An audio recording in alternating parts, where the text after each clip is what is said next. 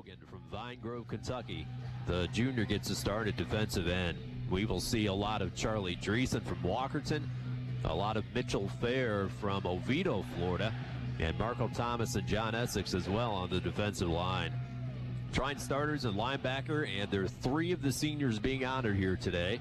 The trio of backers begins with Caleb Nitz, the all-conference player and the captain from last year, the 6', 183-pound senior from Baroda, Michigan, and Lakeshore High School.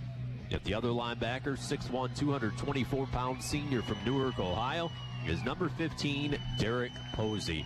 At the other backer spot, 5'11", 207-pound senior from Goshen, is number 42, Tony Miranda.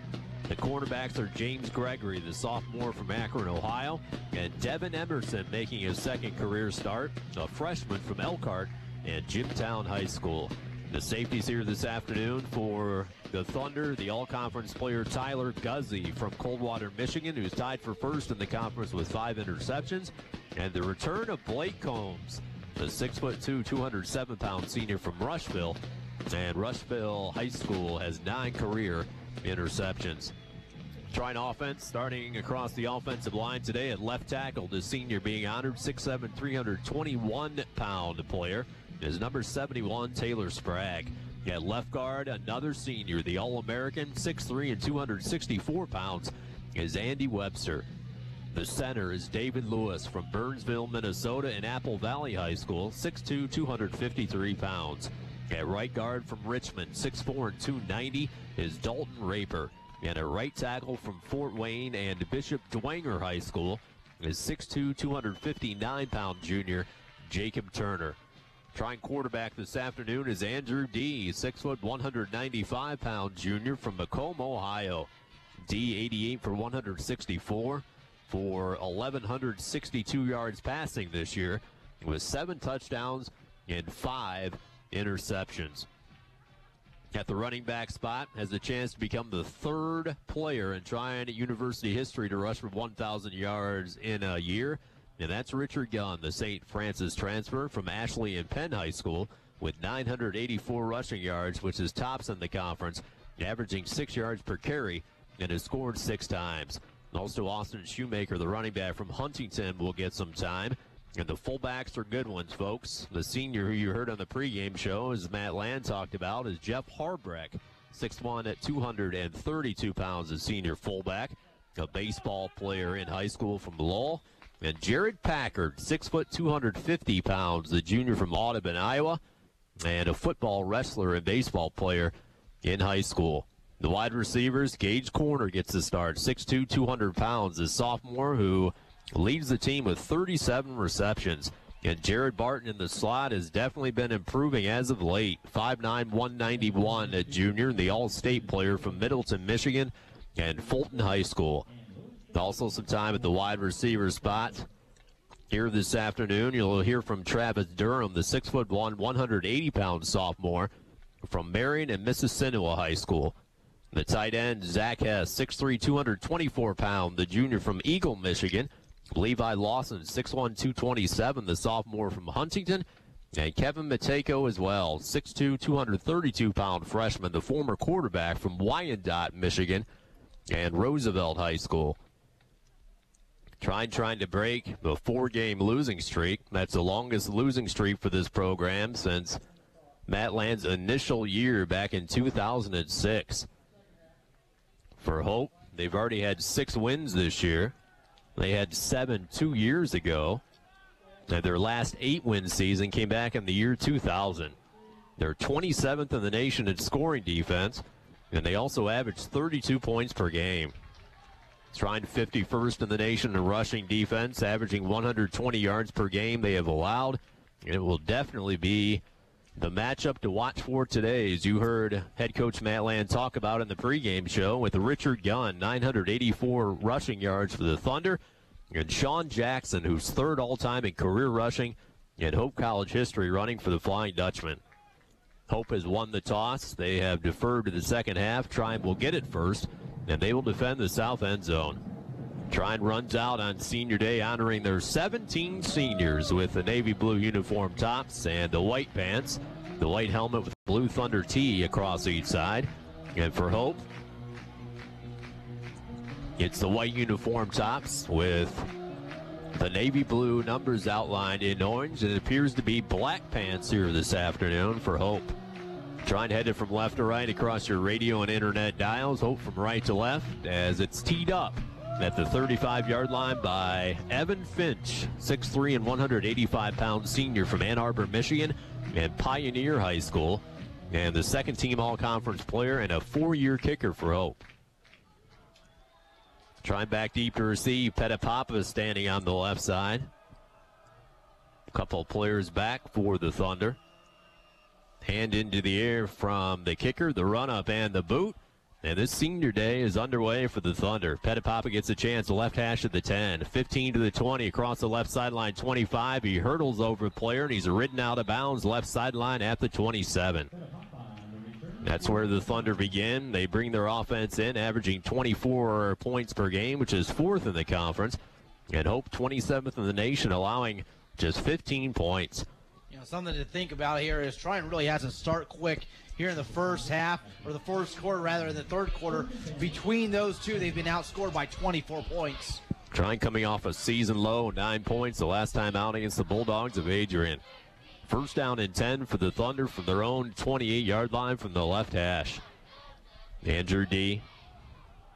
The quarterback comes from under center with a straight eye standing behind him and 2 wide receivers to the right. Gives it to Gunn for the first time. Sweep to the right side. He hesitates, waits for an opening, and it never came as he is piled down on the left side by the antsy defensive line for Hope for basically no gain. Yeah, Raper and Turner both on the right side of the offensive line trying to open up the gap between the right tackle and the right guard, but Hope came in nice and strong for a nice tackle. Richard Gunn has had 6 consecutive games of 100 yards or more, but nothing on that first carry, maybe about 2 feet.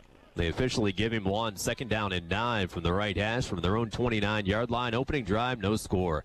D from the gun for the first time with Barton in corner to the left. Handoff, Gunn swipes to the 30-yard line. He fights forward as he falls face first up to the 34 across the left hash. And a gain of around 5. A good job by the offensive line. David Lewis, the senior center, pulled from the center position to the left side, being the lead blocker. He held off on holding his defensive lineman. 13:55 remaining in the first quarter. A 3rd down and 4 for the Thunder from their own 34 from the left hash. 3 wide, straight drop, throws it left side, caught for the Thunder. First down, Gage Corner on a comeback catch across the left sideline of the 40. A gain of 6 and the initial first down for the Blue. Gage Corner, big play guy for the Thunder. 37 catches, 584 yards, 15.8 yards per catch. Trine using a no-huddle, hurry-up offense. They had some success in that last drive against Adrian with this formation. And they begin with it out of the genesis of the day today. First down for their own 40. Handoff gone right up the middle to 45 to midfield. Breaks the tackle. 45 to the 40 as he spills into Hope territory down to the 38. A gain of 22 for Richard Gunn. And he becomes the 3rd Trine player in the history of this university to rush for over 1,000 yards in a year. Kirby Cook on defense, number 28, stepped up and made the tackle. First down and 10 for the Trine Thunder on an opening drive to the Hope 37 at the left hash. Barton slot corner wide to the right with a straight eye formation of Harbreck and Gunn. Play fade back to throw. D lets loose. End zone right side corner wide open. Touchdown Thunder. A diving catch across the right side by Gage Corner as the linebackers bit on the play action fake. Corner engaged himself on the right side, split away from a double coverage, and the Thunder blast onto the board, leading at 6-0. That's what a run game will do. You're going to sell the run play with the play action, tuck it over, and hit Corner on a deep route on the right side of the field for a touchdown. 37-yard strike from Andrew D. to Gage Corner, and it has energized this crowd. Tyler Keck, the All-American, in to attempt the extra point. Is a perfect 16 for 16 this year as he shoves it through the left side of the upright. And with 12:56 to go in the first quarter, it's Trine 7 and Hope nothing. This is Trine Thunder football on 88X. Darren Coyle, Tyler Benner back with you live from Trine University, and the Thunder have struck early. 5 plays, 72 yards. They took just 2 minutes and 4 seconds off the clock. and a connection from Andrew D. to Gage Corner on the 4th touchdown catch of the year for Corner, the 8th touchdown throw for Andrew D., and it's 7-0 Blue. 23-yard running play by Richard Gunn really made that defense bite up, beat on the play action play for a nice 37-yard pass. Trine definitely seems energized after that bye week as they run off the kick by Tyler Keck. He kicks it deep, angled toward the left side, is caught at the 10.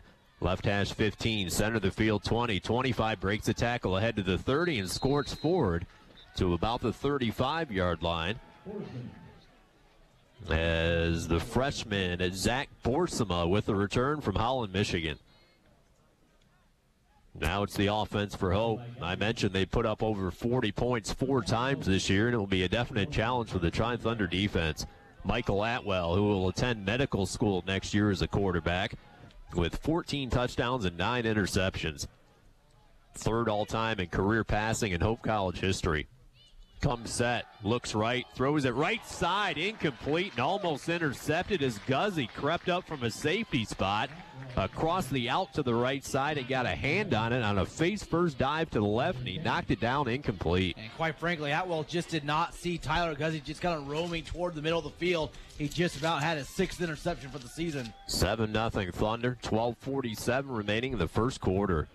2nd down and 10 for their own 35 in the center of the field. 2 wides to the left. Atwell hands it off to Jackson for the first time. Headed to the left on the sweep. He's past the 40. Sprints left sideline all the way up near a first down to the 45. And he has it as he steps out of the 46 after a gain of 11. Yeah, just a little slow step there on the secondary for Trine's defense, not able to chase down Sean Jackson before he picked up the first down. Sean Jackson, 29 career touchdowns. He's the 3rd leading rusher in Hope College history, and the nephew of Torrey Jackson, who played basketball at Notre Dame. 7-0 Thunder. 1st down and 10 for their own 46 near the left hash. 2 wide receivers, 1 to the right, 1 to the left. Double tight end set as Atwell back to throw. Throws it right side, caught at midfield. Another big gain for Hope near a first down as he squirts all the way down to the Trine 45 as they connect with the fullback Jake Helm, the sophomore, on his 14th catch of the year. Nitz came in for the tackle, and number 24, Devin Emerson, came in to clean up the play. Emerson, the freshman, making his 2nd collegiate start at quarterback after starting out at wide receiver. Gain of 9, 2nd and 1 from the Trine 45 right hash, with the Thunder leading it early 7-0. Vince Body lined up to the left side, their top wide receivers. They hand it off to Jackson, hitting the backfield and stopped short of the line of scrimmage. Loses a yard across the front with Caleb Nitz. And Jim West in on the tackle for the Thunder. Yeah, West had a great game last 2 weeks ago, now 18 tackles on the season. Big 3rd down conversion attempt for Hope, and they're actually last in the conference, converting only 30%. 3rd down and 2 from the Trine 46 right hash, with the Thunder leading it early 7-0. Double tight end set, handoff Jackson right side. 1st down for Hope as he powers past the 1st down marker, pulls a Trine tackler on his waist down to the 41, a gain of around 5. Yeah, Jim West trying to just grab him right around the waist and bring him down, but the speed of Sean Jackson picks up the 1st down. 11 minutes remaining in the first quarter. The Thunder have a 7-0 lead. But Hope on the prowl. 1st down and 10 from the Trine to 42 at the right hash. Taylor Briner, the all-conference wide receiver to the left side with Body to the short side right. Turns around, hands it off to Jackson. Sprints to the left past the 40. Slashes down past the 35.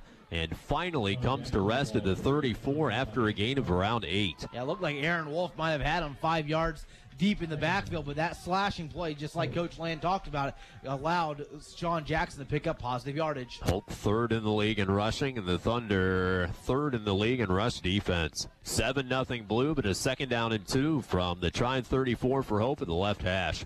Body to the right side, Briner to the left. Atwell straight drop, looking right side, flush from the pocket, runs up toward the middle, stopped and sacked. The Thunder wind him down back at the 36, a loss of around 2.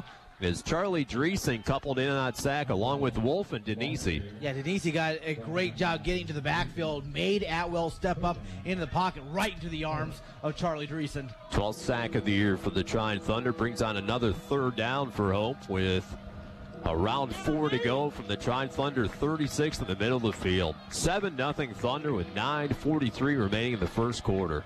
Two wide receivers to the left side. Atwell turns around, hands it off to Jackson, breaks an ankle tackle, has a first down as he darts with a cutback down left hash toward the 30. And a gain of 5 as the Thunder missed a tackle in the backfield. Yeah, Miranda had him right in the backfield. The senior, 5'11", 210, 37 tackles, 6 of them for loss on the season. 9 minutes, 25 seconds remaining, first quarter. Trine 7 and Hope nothing on a 37-yard touchdown to Gage Corner. First and 10 from the Trine 30 left hash. Atwell, who will attend medical school next year. The academic honor roller stands from under center. Straight drop, throws it right side in the flat. Caught by Body for the first time today as Emerson cuts his legs out from under him across the right sideline.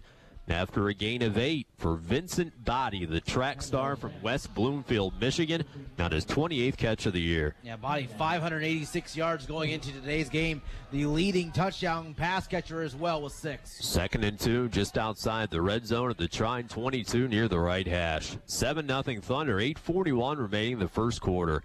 Atwell under center, gives it to Jackson. Hesitation move to the left side, and he showered down short of the first down as the Thunder collapse upon Jackson on a slow developing play with Miranda and Dreesen in on the stop. Yeah, it almost looked like a stretch play to the left, but as you mentioned, Aaron, slow developing. That allows the secondary to come in, make a bite 2 yards short of the first down. Hope last in the conference in third down conversions, but they converted 2 on this drive.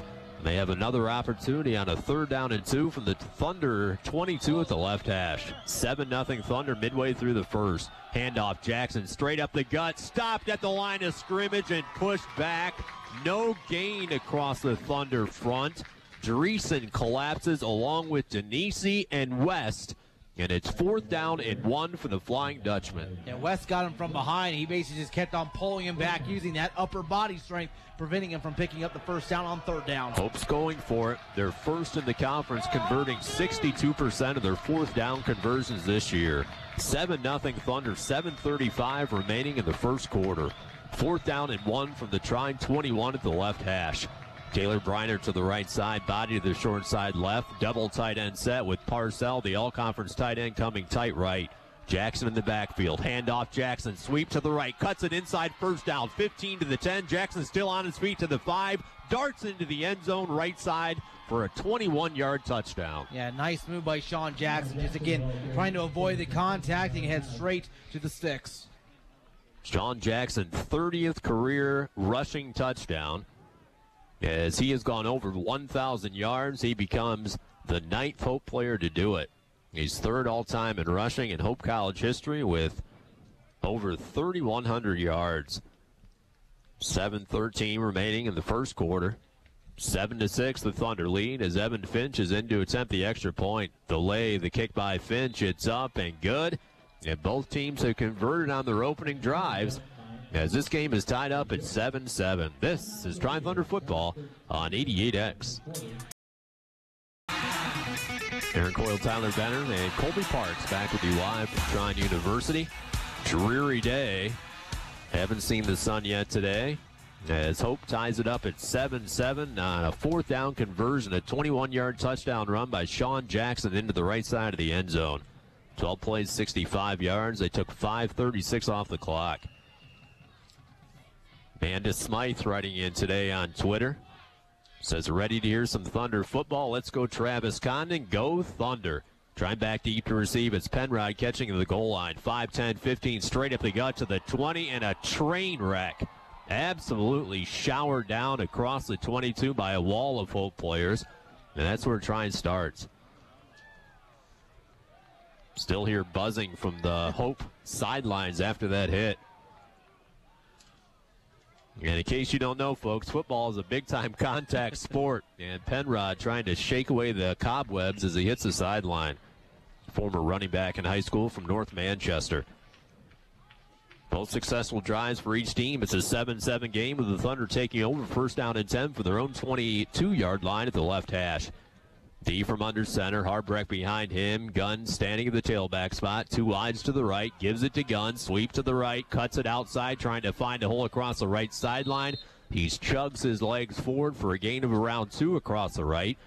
as he's pushed out just shy of the 25. And they pulled the left guard on that play. Number 77, All-American Andrew Webster came from the left side, trying to be that lead blocker once again for Richard Gunn, who picked up 2. Andrew D, 2 for 2 for 43 yards and a touchdown on that first drive. Gunn 3 carries for 31 yards today, and he's gone over 1,000 yards and becomes only the 3rd Trine Thunder player ever to do it. 2nd and 8 from their own 24 near the right hash. 7-7 game with 6:30 remaining in the first quarter. Back to throw after a play fake. Corner makes the catch, turns around right sideline, pivots at the 35, steps out at the 36. A gain of 13, a first down for the Blue. Great chemistry between D and corner. Basically, D threw that ball before corner turned around. The ball was right on his number, and he picked up the first down. 39th catch of the year for corner, as he came in 4th in this conference in both catches and receiving yards per game. 1st and 10 for their own 35-yard line near the right hash. 7-7 game first quarter. Shotgun snap. Hands it off. Gunn cuts back. 35 hesitates. Shoulder shimmy as he shoved down shy of the 40-yard line at the 39. Richard Gunn gains around 4. You see Andrew D right now. He has this hard count. You're seeing both tackles on the defensive line for Hope. Basically, they jump. They just flinch right into the neutral zone. If they can do that a little bit better, they'll pick up the penalty flag. And Gunn has gone into 4th place in rushing yards in a single season in Trine University history. 7-7 game, 5:30 remaining in the first quarter. 2nd and 6 from their own 39 in the center of the field. 3 wide receivers, 2 to the left, back to throw, corner right side, makes the catch, and then slips on the turf on the cutback across the right sideline. Lost his footing as he is upset with himself about that. Up to the 44, and now 3rd down to round 2. Gage Corner's 3rd catch of the day, and he has a touchdown, or his 4th rather. Travis Durham in the game to the wide side left. Barton slot to the left with Hess tight right and Corner to the short side right. 3rd and 2 from their own 44 in a 7-7 game. Shotgun snap, looking right. D looks the entire way, throws it right sideline, caught by Corner in Hope territory. First down for the Thunder as he plucks it away from the sky at the Hope 42-yard line, and a gain of around 18. You saw Corner look up just at the very last minute when he made that catch to find the defense, brace himself for the contact.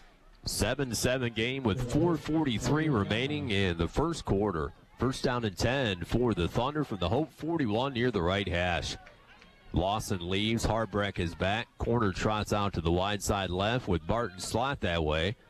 Gunn in the backfield. Harbreck standing in front of him, and D imparting the play to his teammates comes from under center behind David Lewis.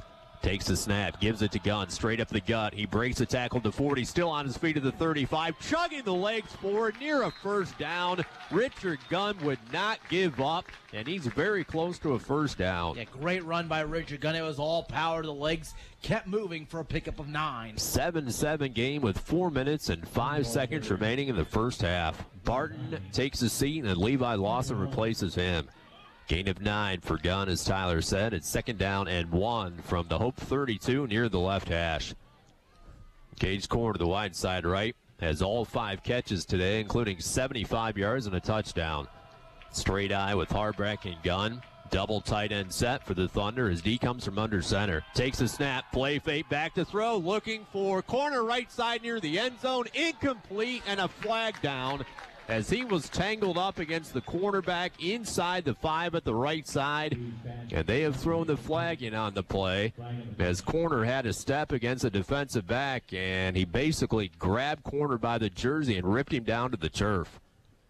He was up against the defensive back Adam Druger from Howland, Michigan, and Druger's called for a pass interference. Yeah, held him up, and you can see a little bit of frustration because he did have a step on Druger downfield because D saw him. He was going to deliver a pass basically just right over his shoulders, but he got held up. They get the flag called, and they'll pick up the first down off the penalty yardage. Trine 7, Hope 7 into the red zone for the second time today for the Thunder. Remember, Hope only allows 15 points per game, which is 27th in the nation. 3:32 to go first quarter. Gunn and Harbreck in the straight eye with Barton slotting corner wide to the right. Ball at the left hash. 1st and 10 for the Hope 17. Snap, handoff Gunn. He's at the 15-yard line. He shifts to his right, and he stopped at about that point. as he trudges past the 15 down to the 14, a gain of around 3. Yeah, great job by Gunn. Again, trying to keep those legs, keep on pushing as your front five, your offensive line, the big guys, push the D back. 7-7 game, 3 minutes, 10 seconds remaining the first quarter. Touchdown to Gage Corner for the Thunder, then a Sean Jackson rushing touchdown for Hope. 2nd and 6 on the Hope 13 left hash. D changes the play, walks up and down the offensive line, informs them of the change as he comes set under center. Hands it off to Gunn. Right side, and he's lit up behind the line of scrimmage on the sweep, as Hope was not fooled even for a millisecond across the right side, as he is stopped for a big-time loss.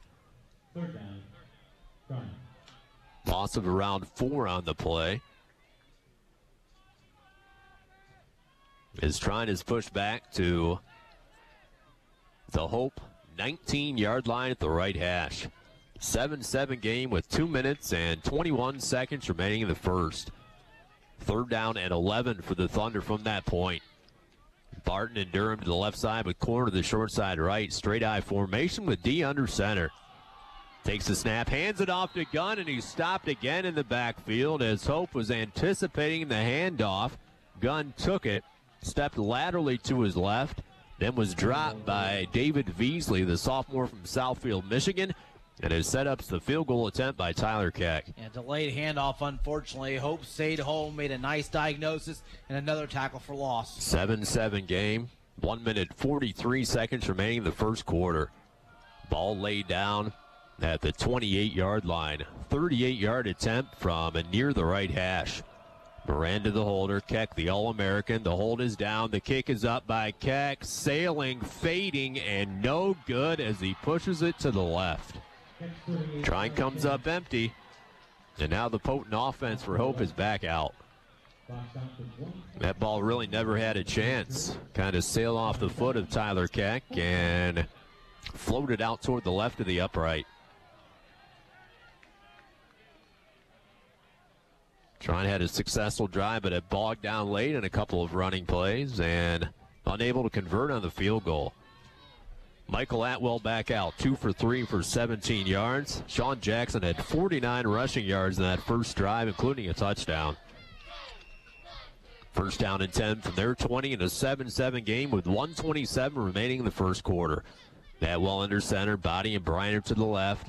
Play fake, rolling left, a bootleg, throws across his body, caught by Parcell, the tight end. First down as he sprints across the left sideline, caught at the 35, and then glided across the 40 up to the 42.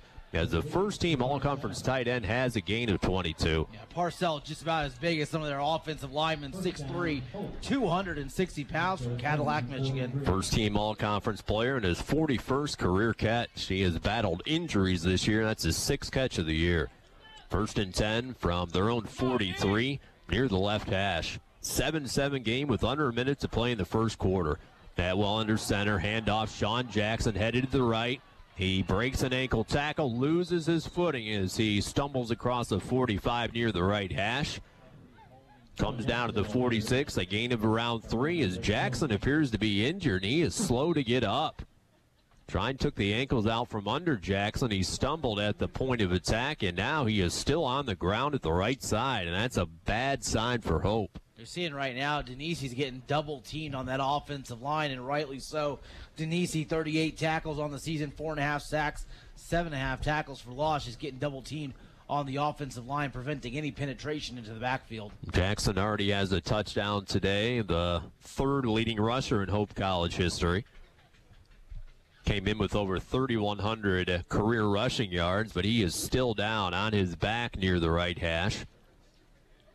Trainer's grabbing both of his arms as he comes into a standing position and limping heavily as he has to be helped off the field. Really seems to be favoring the left side of his body.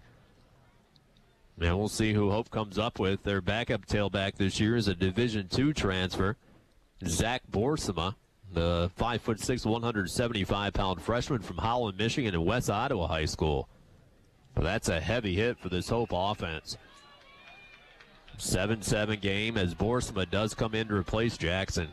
Second down and 7 for their own 46 of the right hash with 26 seconds to play in the first.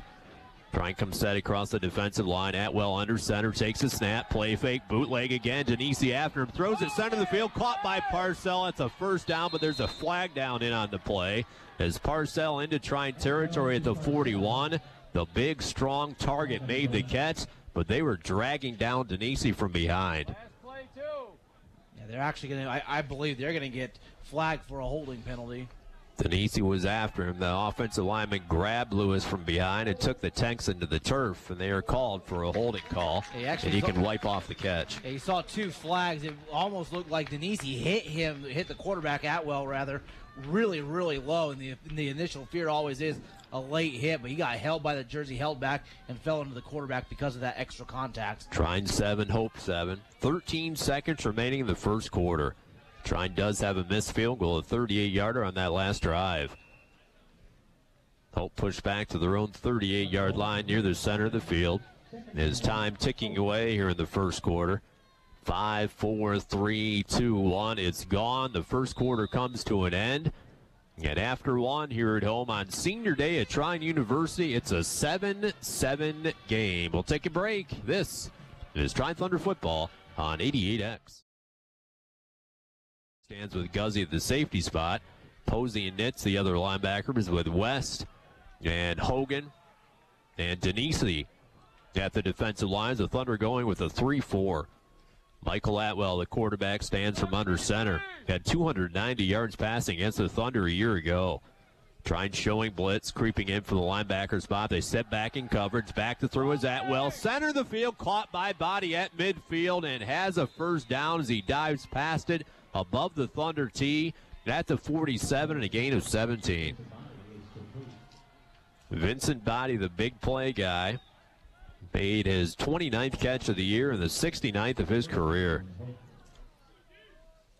Casey Evard was in on that previous play. He leaves the field.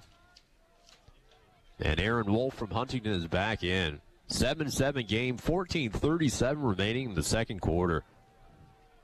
First down and 10 for the Trine 46 near the left hash.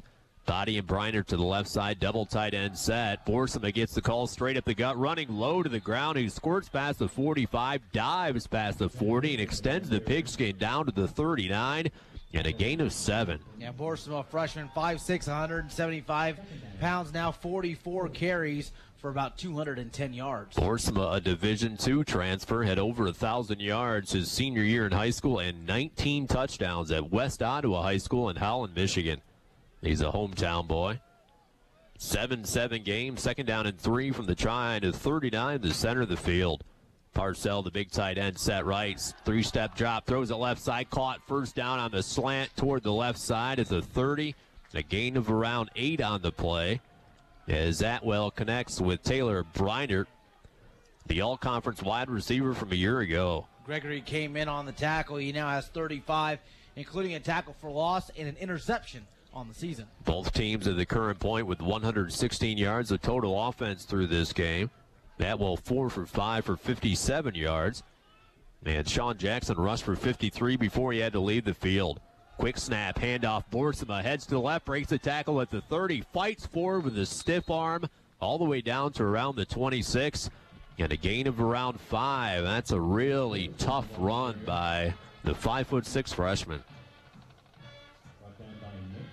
Borsema came in with 202 yards rushing this year, averaging 4.7 yards per carry. You're seeing Coach Lane trying to get the attention of the head referee, making sure he's watching for a holding call, because once again, Denisi got held on the outside, preventing him from getting at the quarterback. 7-7 game, but Hope on the prowl on a second down and around 6 from the Trine 27.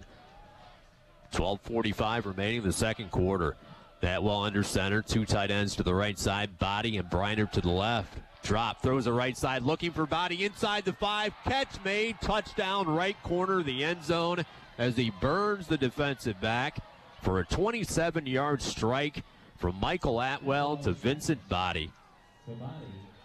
He's their big play guy. That's his 7th touchdown catch of the year and already the 14th of his career.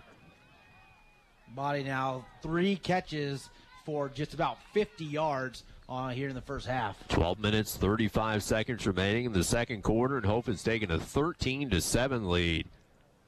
Wind blowing a bit, probably 5 miles per hour in the face of Evan Finch as the lay is down. The kick is up by the senior all-conference kicker. It's up and through, and Hope connects again. It's a 14-7 Flying Dutchman lead with 12:35 to go before half. This is Trine Thunder football on 88X.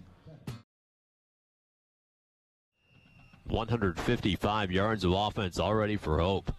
The run up in the boot, Trine back deep to receive. They'll catch at the 15, ahead to the 20, right sideline 25, spins up to the 30-yard line. Ball came loose apparently, but not until he was already down as the Thunder regained possession on a Travis Durham return, and they started around their own 30. Now we'll see if the offense can answer back. Trine trails at 14-7 against Hope.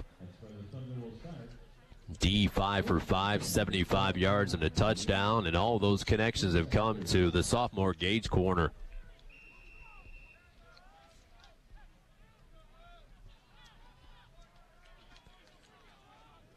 Corner stands at the wide side left with Barton standing to his right in the slot.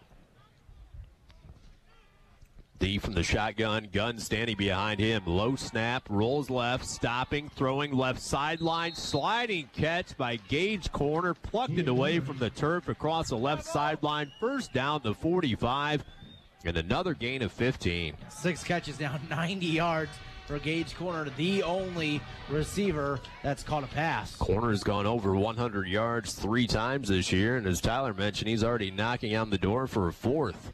Trine down 7 with 12:12 to play before half.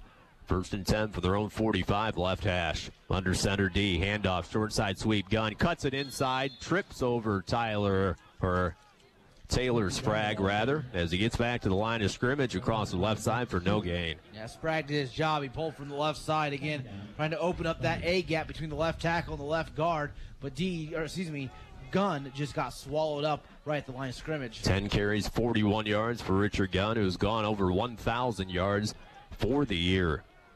Durham to the right side. Barton slot that way with corner to the short side left. Down 14-7, the Thunder are on a 2nd down and 10 for their own 45. Back to throw after a play-action fake D. Slings across the middle and incomplete and almost intercepted as he threw it behind Jared Barton at the 40. A hand was on the ball, deflected straight into the air, and the cornerback Druger almost made the pick back at the 30. Tell you what, though, D really put some mustard behind the throw there. It just went right out of Barton's hands, went high, and just about got intercepted, but lots of speed, lots of power on that pass. 3rd down and 10 for the Thunder. They trail it by 7 with 11:25 remaining before half. Ball at their own 45. D from the gun with 2 eyes to the right and corner to the short side left. Snap back to throw his D. Has time, feeling pressure, deflected straight into the air and caught. Gage corner, 1st down for the Thunder, down to the Hope 40 after a gain of 15 for Gage corner. That ball deflected by a defensive lineman straight into the air. It then traversed 10 yards, and Gage corner plucked it away for a 1st down. Trying right back at it. Back to throw, and incomplete as they're looking for Levi Lawson backpedaling at the 35 as it falls down to his feet. Yeah, Lawson, the sophomore tight end, 6'1", 227, just right out of his hands. 14-7, Hope trying to right back, pushing the tempo, hands it off to Gunn, cuts to his left, 35, has some room to the 30. 1st down, breaks a tackle at the 25 and loses his footing down to the 22, but not after a gain of around 17. Love the hurry-up offense. Hope's been using a lot of substitutions. Same package now on the field. Trine down 14-7, but back at it. 1st and 10 for the Hope 23. Back to throw right side, deflected and incomplete right side. Dangerous pass into the air against double coverage, looking for Durham. Right sideline at the 15. And it's 2nd down and 10. That pass ever so quickly has to hit Travis Durham on his backside shoulder on the far side of the field. When he hits him on the other side of the body, that's when the defense can step in and try to pick it off. 2nd and 10 for the Hope 23 left hash. 14-7 Flying Dutchman, 10:50 to play before the break. 2 wides to the right, straight eye formation. Packard in the game for the Thunder with Gunn, the tailback, and D under center. Gives it to Richard right up the middle, hit. as he hits the line of scrimmage and chugs with a defensive lineman on his back forward for a gain of around 2. Yeah, it was Lindemolder, the junior 6', 210 linebacker that had gun wrapped up at the line of scrimmage, but he still was able to pick up almost 2 yards on the play. Another big third down possible conversion for the Thunder. Third down and around 8 from the Hope 22. 14-7 Hope with 10:22 remaining before halftime. Trine taking some time. They grab the play from the sideline. Zach has tight right. Barton slot, Durham wide to the right with corner to the left. D from the shotgun, takes the snap, pulls the pocket to the right, throws across his body inside the 10 and incomplete and almost picked off. As D was off balance, threw across his body, a dangerous pass inside the 5, and he is very lucky that ball wasn't intercepted as Hope made a trap as they dove after the ball inside the 10. Yeah, and the Thunder summon in Tyler Keck again. Yeah, they were looking at Jared Barton downfield, but I'm not sure Barton quite saw where that pass was coming from, but a Dutchman just about picked it off. Keck has already missed a 38-yard attempt, and this will be exactly a 38-yard attempt, this time from the center of the field. Has a slight wind at his back with 10 minutes to play in the second quarter, trailing it by 7. Hold, the kick is blocked. The block kick straight up the gut as Hope chases it down inside the 15, and they take over. And I'll tell you what, these special teams have become a big problem for this Trine team. They had 2 punts blocked 2 weeks ago, and now a blocked field goal. Yeah, and historically, this has always been that one phase of the game where Trine has been so successful in making sure they get the interceptions. They're getting the big kick returns. They're blocking kicks. They're blocking punts.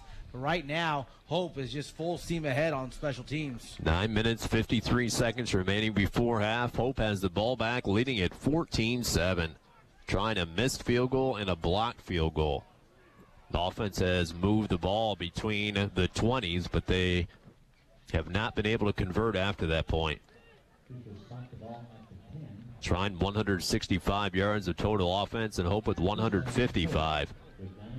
Hope recovered the blocked field goal back at their 10. First down and 10 from that spot. Ball near the center of the field with Hope leading at 14-7.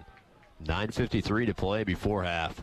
Parcell, the 260-pound first-team all-conference tight end, comes set. Back to throw is Atwell, flush from the pocket, feeling pressure, throws it right side, incomplete across the sideline.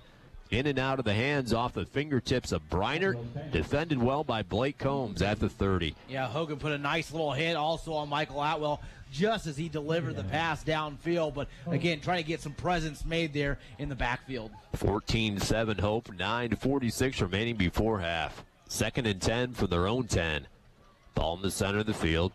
Trine has scored first, but back-to-back touchdowns by Hope. Trine's had a missed field goal and a blocked field goal. Forsema still in the game as Sean Jackson went out with an injury and he has not returned.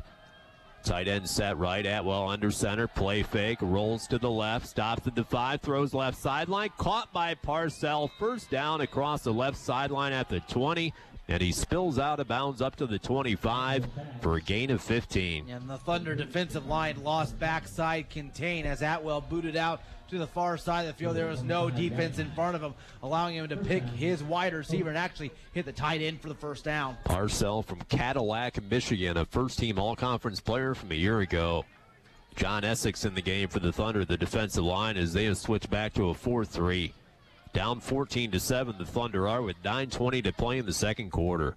First and 10 for their own 25 left hash.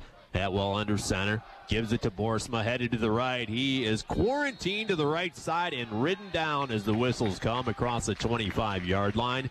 Basically no gain as the Thunder string him out toward the edge. Yeah, Blake Combs from the safety position screamed into the backfield and made an excellent tackle, allowing his teammates to come pick up the rest of the play, and no gain on the play. Boersma 3 carries, 11 yards for the Division II transfer after he replaced Sean Jackson, who went out with an injury. 14-7 Hope, 8:44 to play before half. Second and 10 for their own 25 near the right hash. Dreesen in the game for the Thunder. At the defensive line to the left. Atwell under center. Tight end, tight right. Play fake. Atwell back to throw. Feeling pressure, and they ride him down in the backfield. A sack by the Thunder inside the 20. And Aaron Wolf is credited with the sack as he rides down Atwell. Yeah, that's Aaron Wolf's now second sack on the season. 22 tackles going into today's game, as well as a forced fumble for the junior from Huntington North High School. 8th career sack for Aaron Wolf. Trine's second sack of the day. 3rd down and around 17 for Hope from their own 19. Trine defense needs to step up. They trail at 14-7. Ball at the right hash. Atwell with a big arm stands from the shotgun, looking left, back to throw. Caleb Nitz after him, breaks the tackle, stops to the right, fumble. Ball came loose and recovered by Hope. Charlie Dreesen stripped the ball away from Atwell to the right side as he was looking to pump his arm on a deep route to the left. Dreesen swiped it down with an angular shot with his right fist, and Atwell fell upon it, and Hope has to punt. Yeah, they brought the outside linebacker blitz from Caleb Nitz, who got the initial contact on Atwell, made him step up, got heavy contact, swiped the ball away, and very wisely jumped on top of it. Dean DeVries, the first-team all-conference punter, punting from his own goal line. Travis Smith standing in midfield with the Thunder down 7 with 7:03 remaining in the first half. Whistle before the play. Apparently a penalty called against Hope.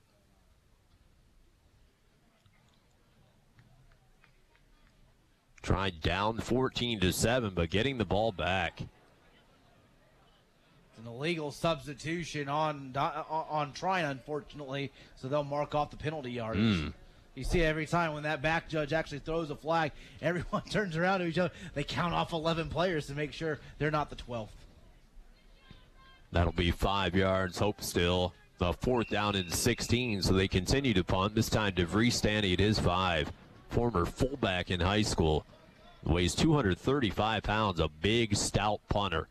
Leads the conference in punting. He lets loose from the 5 after a decent rush. A low punt caught at the Hope 45 by Smith. Tackled immediately from the up man. But the Thunder have the ball on Hope's side of the field at the 44. Trailing this game 14-7. Nice defensive stand by the Trine Thunder. Now the offense has to take advantage. Yeah, they have missed a field goal, and they have had one blocked. Yeah, that's exactly what this offense needs. They need a little bit of time to get off the field, and the defense needs to get a little bit of confidence back in themselves as well to make a nice stop on back-to-back sacks. Andrew D, 7 for 11, 104 yards with a touchdown. Richard Gunn has rushed for 61 yards. And Gage Corner has already gone over 100 yards today. He has caught every single ball from D. D from the shotgun, takes the snap, gives it to Gunn, finds the hole, he's at the 40, breaks the tackle 35 as he pinballs forward and comes down to rest for a gain of 9 after Richard Gunn saw just a modicum of an opening across the middle and crept through it. 5'6", buck 83 from the backfield. Richard Gunn bouncing off a couple players, 1 yard short of the first down marker. 6 minutes, 20 seconds to play, first half. Plenty of time for the Trine Thunder. They still have all 3 timeouts remaining. Down 14-7. 2nd down and 1 from the Hope 35 near the left hash. Harbreck at fullback. D stems back from the shotgun with 2 eyes to the right. Takes a low snap, play fake, back to throw. D looking, unleashes, deep right sideline, end zone, incomplete.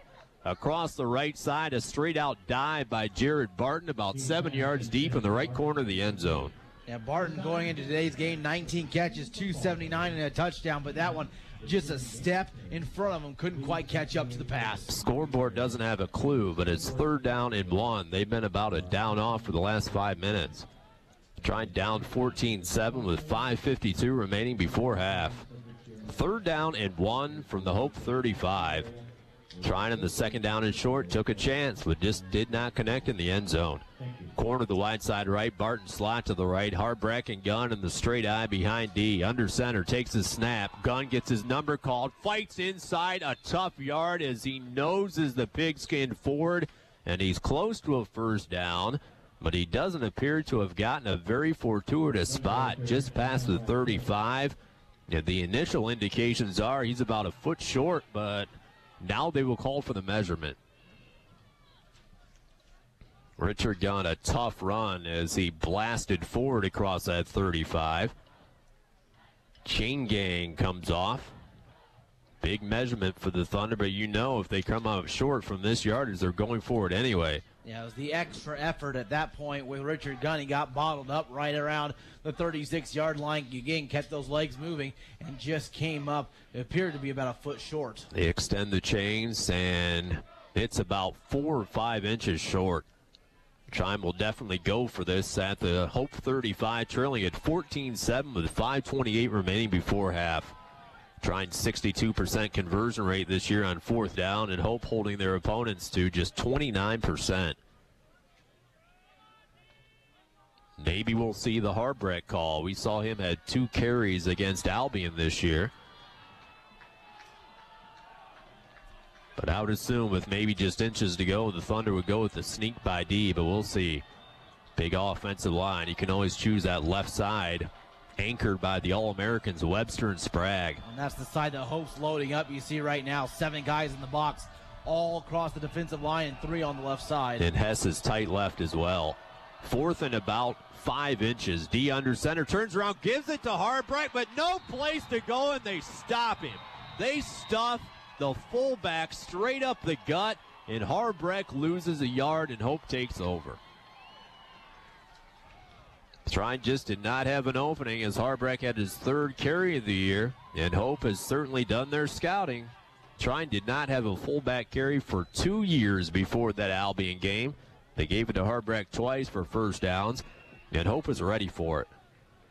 Flying Dutchmen take over 14-7. They lead with 5:17 remaining in the first half. 1st and 10 from their own 35 right hash. 3 wide receivers.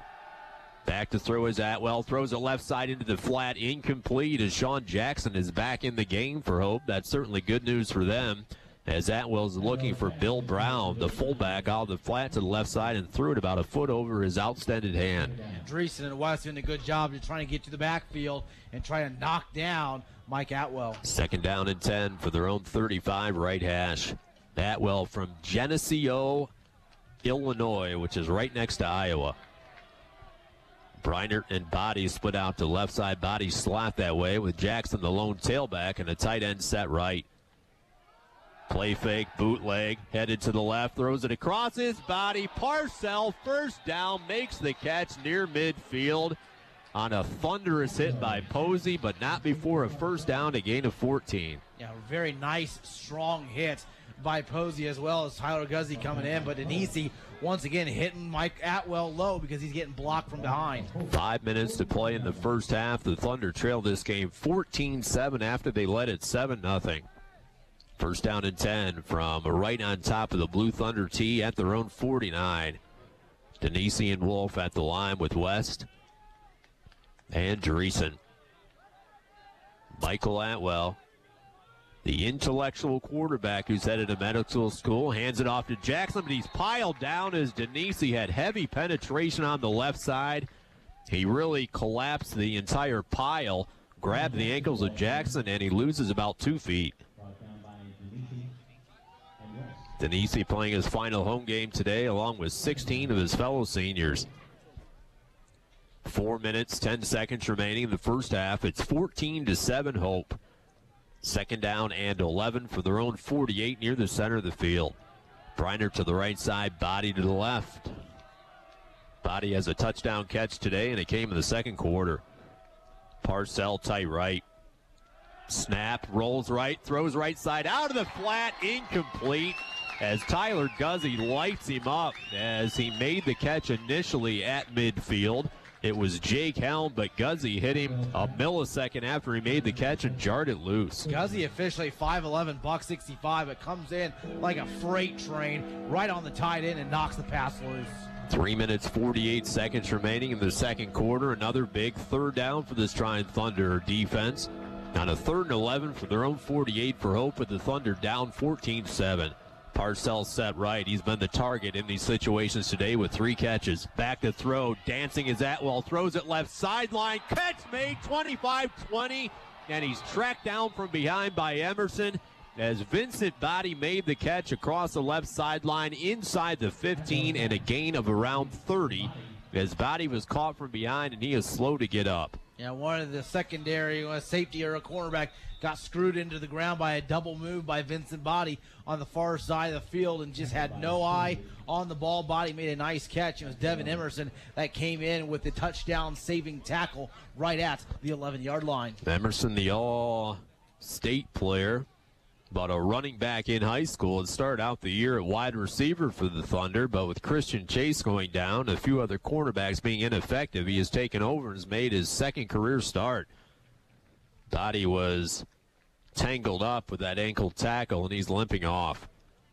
Into the red zone they go, and a first down and 10 from the Trine 11 near the left hash. It's 14-7, already Hope with 3:39 remaining before half. Trine defense absolutely has to come up with a stop. Matt Kroll in the game for the first time. The wide receiver has 4 touchdowns this year. He's wind up to the wide side right. Could be a fade opportunity for Atwell. Instead, he pitches a toss sweep right side to Jackson. Cuts inside to the 10. He's piled down by a bevy of Trine players at the 9. And a gain of around 2. West gets off the pile. Miranda in on the action as well for the Thunder, along with Denisi. Sean Jackson left with an injury, still laboring as he limps off. And the Division II transfer Borsma has replaced him. 14-7 is the Hope lead with 2 minutes and 53 seconds remaining here before half. Breinert, the all-conference wide receiver, the wide side left. Kroll remains in the game to the short side right. Borsma in the backfield, Parcells side right. Atwell under center from Geneseo, Illinois, takes a snap, but a whistle blows this play dead. Looks like Hope actually took a timeout. The play clock was very dangerously close, down single digits to 3 and then to 2. And head coach for Hope calls the timeout on a very important second down and 9 inside the 10-yard line. First timeout of the day for Hope. Try and let it 7-0 early, but it's a 14-7 lead for the Flying Dutchmen after touchdowns by Jackson rushing and Body catching. Both of those players have left the game at different points of this game with an injury. Trine struck first on a 37-yard touchdown catch from Gage Corner. We welcome your emails and tweets today, folks. You can email us at coylea@trine.edu. That's COYLEA @trine.edu. Also follow us on Twitter at Aaron Coyle Radio and at Tyler Benner. You can tweet us in as well. Have some emails here this afternoon, actually before the game, from Melissa Pierce Douglas writing in. Zachariah Douglas wears number 60 for the Thunder. His dad, mom, 4 brothers and sisters listening in today from Elwood, Indiana. He attended Madison Grant High School. Eve Corner is written in as well, the grandmother of Gage Corner, listening in today from Fort Wayne. Trine down 7, back to scrimmage is Atwell. Second down and 9 from the Trine 10 near the right hash. Body to the left, Kroll to the right, quick drop, throws it, end zone left side, up for grabs, into the air is Breinert, makes the catch over Emerson, touchdown, 5 yards deep in the left corner of the end zone on an acrobatic grab by the all-conference wide receiver Taylor Breinert. In his 3rd touchdown of the year. And he used all 6'2" of his body to get up in the air and haul that pass down. 9th career touchdown for Breinert from Washington, Michigan, and Romeo High School. 20-7 Hope. Evan Finch in to attempt the extra point. Kick is up by Finch. It's up through the dreary skies and through. And with 2:27 remaining before half, 21 unanswered points for Hope, and they lead 21-7. This is Trine Thunder football on 88X. 21-7 Hope. They're up in the kick. The Thunder short hop it and catch it shy of the 10. Right hash 15, right sideline to the 20, 25, and tackled violently up to around the 28 near the right hash. As Richard Gunn had the return for the Thunder. Now the offense back, they need points, so some type, either 3 or 7 before the break. Trine has 3 timeouts and 2:21 to use on the clock. Offense has moved the ball today, but they have just not been able to finish. 7 for 12 for D for 104 yards and a touchdown. They've all come to Gage Corner. Durham left side, Barton slot to the left with Corner to the short side right. Gunn in the backfield alongside D, the All-Stater. And National Honor Society member from Macomb, Ohio, near the Findlay area. Takes a snap, back to throw his D, has time, slings it center of the field, incomplete. It was 5 yards to the left of Gage Corner, who is standing at the 40-yard lines. It skips across the turf, and is second down and 10. Trine down 21-7 with 2 minutes and 14 seconds remaining before half. Durham to the left side along with Barton. Zach Hess, tight end in the game. He comes set left with Corner to the short side right. Gunn in the backfield, D. Organizing the offense, steps back from the shotgun, receives the snap, looking center of the field, caught by Hess, cuts to the 40, first down for the Eagle, Michigan native. Spills up to the 42, gain of 14. Yeah, very athletic play by Zach Hess, not only to haul in the catch, but also to get the yards after the catch, breaking through a couple of tackles. 14th catch of the year for Hess. The Thunder rush up to the line of scrimmage and snap it again with 2:05 to play in the first half. Handoff key right up the middle of the 45 as he's hit low, spins across that mark up to the 46 and a gain of 4. Really had the hustle now under the 2-minute mark. 21-7 Hope, 1:50 remaining before half. No huddle, 3 wide receivers. D takes a snap, looking right, slings it sideline, incomplete. He overshoots Hess, who got a hand on the ball near midfield across that right sideline. And it's third down and 6.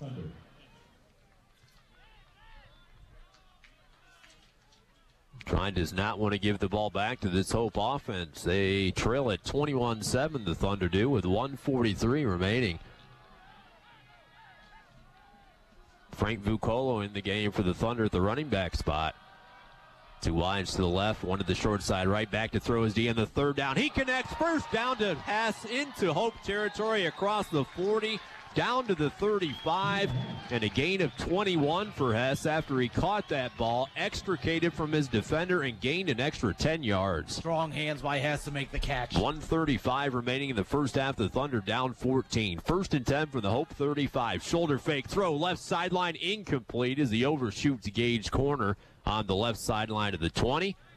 And the Thunder is second down and 10 as the coverage in on the play by Augie Mata, the Holland, Michigan native. Yeah, one of those plays where as D, the quarterback, you want to make sure he overthrows his wide receiver rather than underthrowing, resulting in a possible interception. 21-7 Hope, 1 minute 26 seconds remaining before the break. Second and 10 for the Hope 35, left hash. 2 wides to the right, Corner short side left. Back to throw, rolling right is D, stopping, throwing off his back foot, incomplete. Right sideline looking for Travis Durham at the 22. Hope heavily in pursuit, and it forces a third down and 10. Third down, Thunder.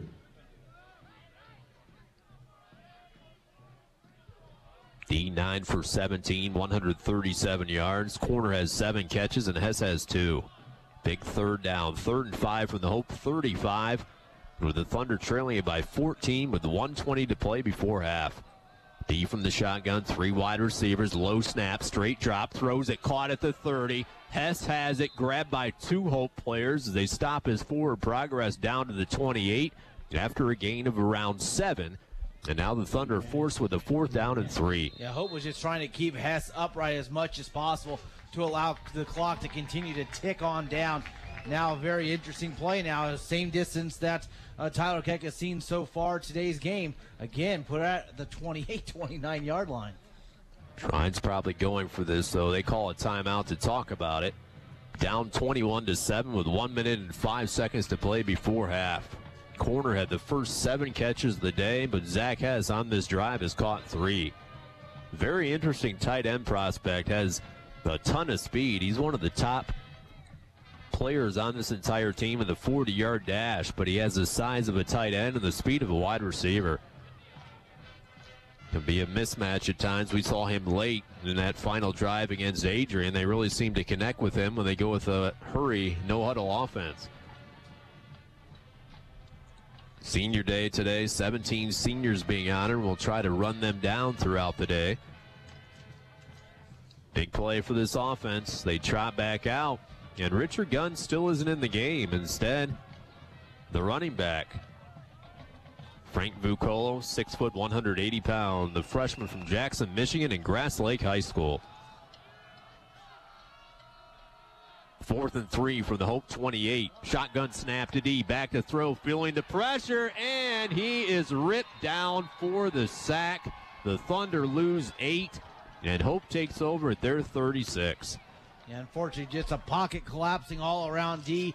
Tried to step up, couldn't quite get there. Looked like trying to get out of the pocket, but 2 players for Hope on the defensive line came in, swallowed him up for the sack. 58 seconds left in the first half. The Thunder down 21-7. Now we'll see what Hope does. They have big play guys at wide receiver.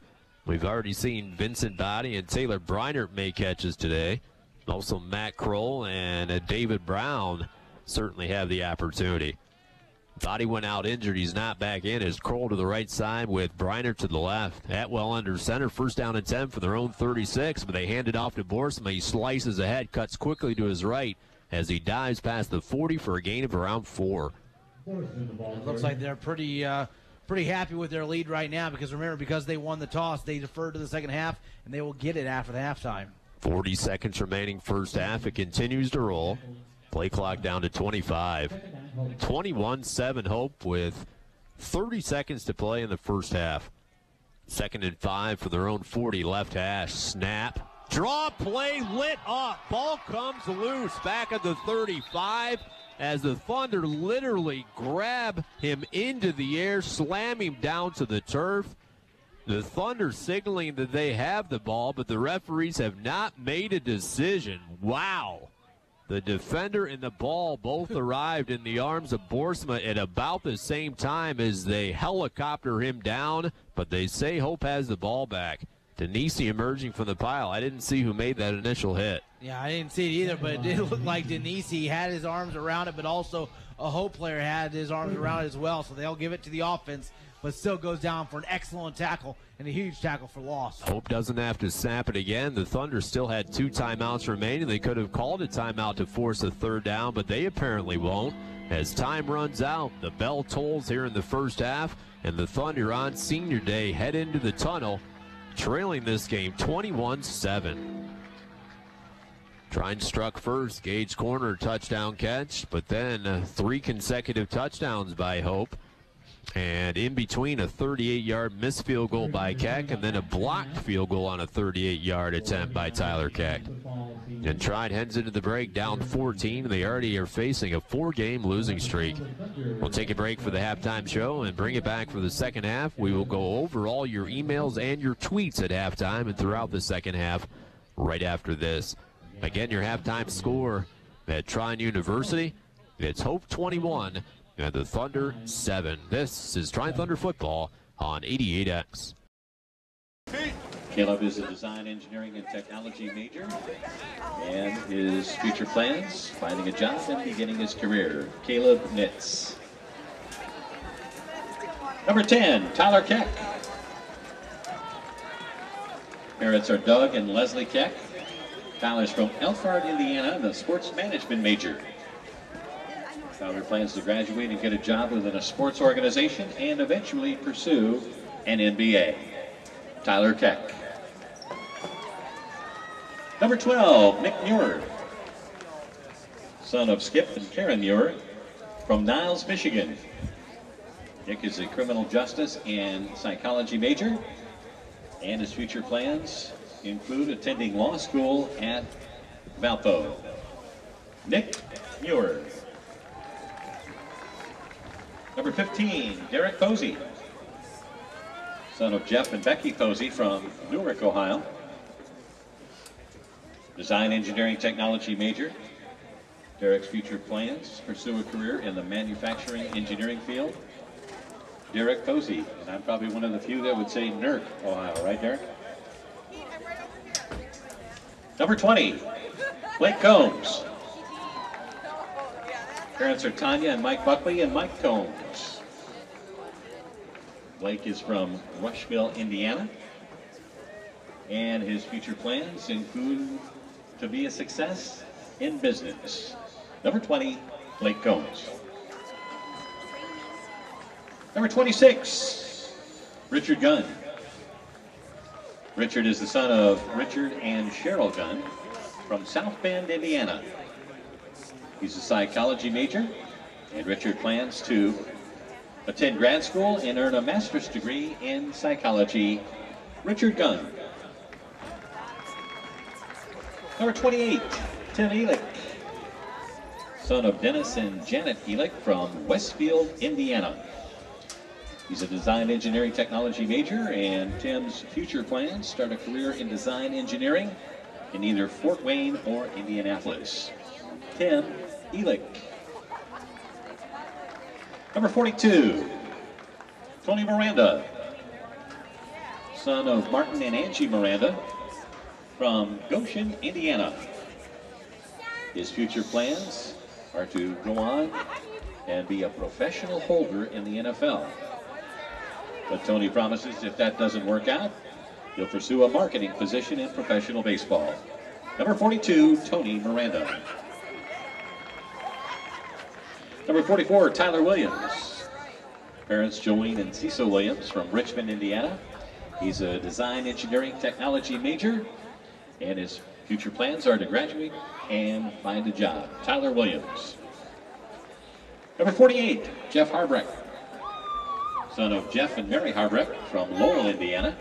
Design engineering technology major, future plans, a position in the medical field as a design engineer. Jeff Harbrecht. Number 59, David Lewis, son of Pete and Kathy Lewis from Burnsville, Minnesota. David is a civil engineering major, and his future plans are to become a transportation engineer. Number 59, David Lewis. Number 71, Taylor Sprague, son of Brian and Dawn Sprague from Saranac, Michigan. Taylor is a criminal justice major, and future plans make money playing the game he loves and live the American dream. Taylor Sprague, number 71. Number 77, Andy Webster, son of William and Donna Webster from Fort Wayne. Andy is a mechanical engineering major, and his future plans are to graduate in May and get to work. Andy Webster. Number 81, Ben Clark, son of Hollis and Pam Clark. Bradley, Illinois is the hometown. He's an accounting and finance major. Future plans to attend graduate school as a GA in athletic department and work his way toward becoming a Division I athletic director. Ben Clark. Number 87, Cal Pergisi, son of Cal and Sarah Pergisi from Portage, Michigan. Design engineering major. Cal's future plans to graduate in May and get a job. Number 87, Cal Pergisi. Number 88, Louis Denisi, son of Anthony and Kathy Denisi from Santa Fe, Texas. Mechanical engineering major, future plans to graduate and find a job back home. Number 88, Louis Denisi. And last but certainly not least, number 97, Jim West, son of James and Amy West from Burn, Indiana. He's a criminal justice major, future. As the Thunder team is back out, getting ready, set for action here in the second half, trailing this game 21-7 after they led it 7-0. It is Trine Senior Day. We're going to try to get through these seniors and talk about them all today throughout the game and in the post-game show as well. And some of the seniors had a chance to write me in and tell me what their expectations and plans were after graduation. Nick Muir, one of the seniors being honored here today, an all-conference punter from a couple years ago, the senior from Niles, Michigan and Edwardsburg High School, plans to attend law school at Valparaiso after graduation. So certainly congratulations to him. One of 17 seniors being honored. Jeff Harbrecht also had a chance to talk to me. He plans to enter the medical field in design engineering after graduation. Harbrecht, the fullback for this team, had a carry in that first half, who comes from Lowell, which is near St. Joseph's, where the Thunder went down and lost to the Division II team by 3. And Ben Clark from Bradley, Illinois, wants to become a graduate assistant in a Division I program after graduation and eventually become an athletic director at the Division I level. So Ben Clark the tight end wearing number 81 for the Trine Thunder. One of the seniors being honored today on Senior Day. Trine back out wearing the blue. They're on the left side. Hope standing on the right. Nice crowd today came down from Holland, Michigan, and they brought the weather with them. Tyler and I talk about no matter when we go to Hope for a game, it always seems like it's raining. Yeah, call Holland South right now here in Englewood. Yeah. Trine has it teed up to the 35-yard line. Looking for a rally, trailing at 21-7 at the start of the third quarter. The run up in the kick by Tyler Keck. It's a short pooch kick, angled toward the left side. Fair catch called and made by Hope at the left sideline of the 33. Michael Atwell back out. Intelligent, cerebral quarterback who will attend medical school after he's done. The third all-time leading passer in Hope College history. Is over 6,000 yards with his effort today. 6 foot, 200-pound senior from Geneseo, Illinois, right on the border next to Iowa. Comes from under center. There's Body, who's back in the game to the wide side right, and Briner to the short side left, and movement across the offensive line for Hope, and double flags flying into the air, and they signify a false start. Yeah, it's on the right guard, number 78, Cal Livingway, the junior, 6'1", 285, just twitched ever so slightly, and that drew Lewis Anisi offside. He jumped in the neutral zone, and they called the play dead. No turnovers yet today for either team. The Thunder certainly could use some here in the second half. Trine has only turned the ball over 8 times this year, and that's the fewest of any team within this conference. 1st and 15 from their own 29 for Hope, left hash. 3-step drop. Atwell looking. Slant pattern caught by Breinert at the 40. They try to rip the ball away from him. Gregory does, as he's tackled shy of the 40-yard line at the 39. A gain of 10, and after the penalty yardage, it's 2nd down and 5. Gregory did a great job trying to wrap that football up, basically just try to tear it right out of the hands of the wide receiver and let his teammates come in for the tackle. 21-7, Hope in front, opening drive of the second half. 2nd down and 5 for their own 40 at the left hash. Briner and Body wide and slot respectively to the left side, with Parcell, the all-conference tight end, set right. Jackson in the backfield. Atwell, play fake, bootleg, rolls to the left, throws it deep left sideline all by himself. Body 30, 20, 10, and you can count him gone. That's about as big of a coverage mistake as you will ever see in the backfield. There was nobody within 20 yards of Vincent Body as he hauled it in for a 60-yard touchdown.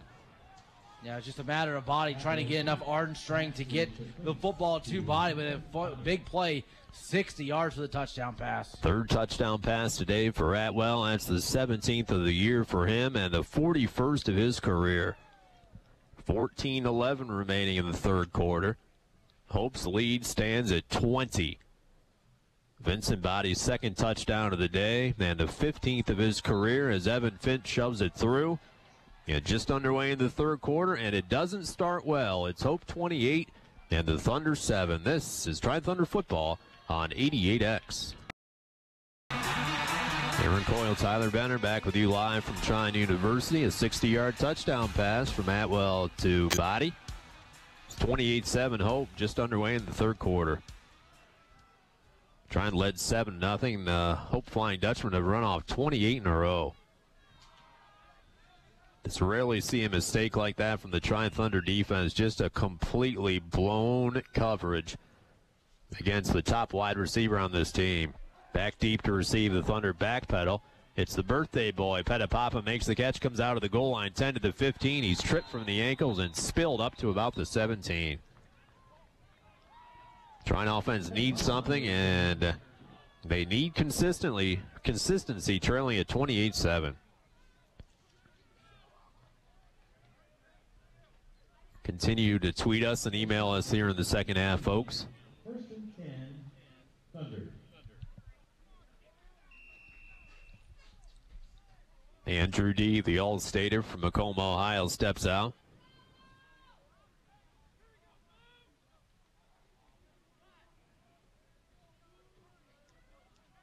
First down and 10 for their own 18 near the left hash. Harbrack in at fullback for the Thunder. Gunn in the backfield. Gunn gets the call. Sweep to the right side, and he's snowed under as he's stuffed down. Face first up at around the 20 after a gain of around 2. It's been heavy pursuit the entire day by this speedy Hope defense as they came in 27th in the nation in scoring defense, and they have more speed than they've probably had in at least 10 years. Yeah, it was the tackle, defensive tackle, number 97, Alex White from the junior from Whitehall, Michigan with the tackle. 13:38 remaining in the third quarter, and the Thunder are down big at 28-7. 2nd and 9 officially from their own 19 right hash. D steps back from the gun, corner, Barton to the left, back to throw, throws the left sideline, caught, comeback catch by corner, dives forward near the 24 after a gain of around 5. 3rd down and 3 for the Trine Thunder, and the 8th catch of the day for Gage.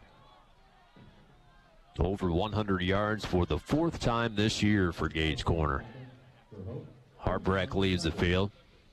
13 minutes remaining, third quarter. It's 28-7 Hope. 3rd down and 4 from their own 24-yard line near the left hash. Barton slot and Durham wide to the right. Back to throw his D, flush from the pocket, rolling right, in trouble, tracked down and sacked. They rip him down to the turf. They lose 2, and the Thunder have to punt. This will be Mears now first punt for the game. Nick Meir headed to law school at Valparaiso, 6'3" and 201 pounds as senior. Came in 3rd in this conference in punting. His opposite number today, Dean DeVries, leads the conference in punting after he was the first team all-conference punter a year ago. Nick standing at his 8-yard line. 28-7 Hope, 12:14 remaining here in the third. Still a boatload of time to go as Nick punts it away. A big spiral kick across midfield. Catch made at the 40 and tackled immediately, and a flag thrown in on the play as Augie Mata made the catch, but the Thunder are going to be called for not giving him enough room on the interference. They'll give a kick-catch interference, and so unfortunately that flag will probably get them into Thunder territory. 12 minutes, 3 seconds remaining third quarter. It is 28-7 in favor of Hope.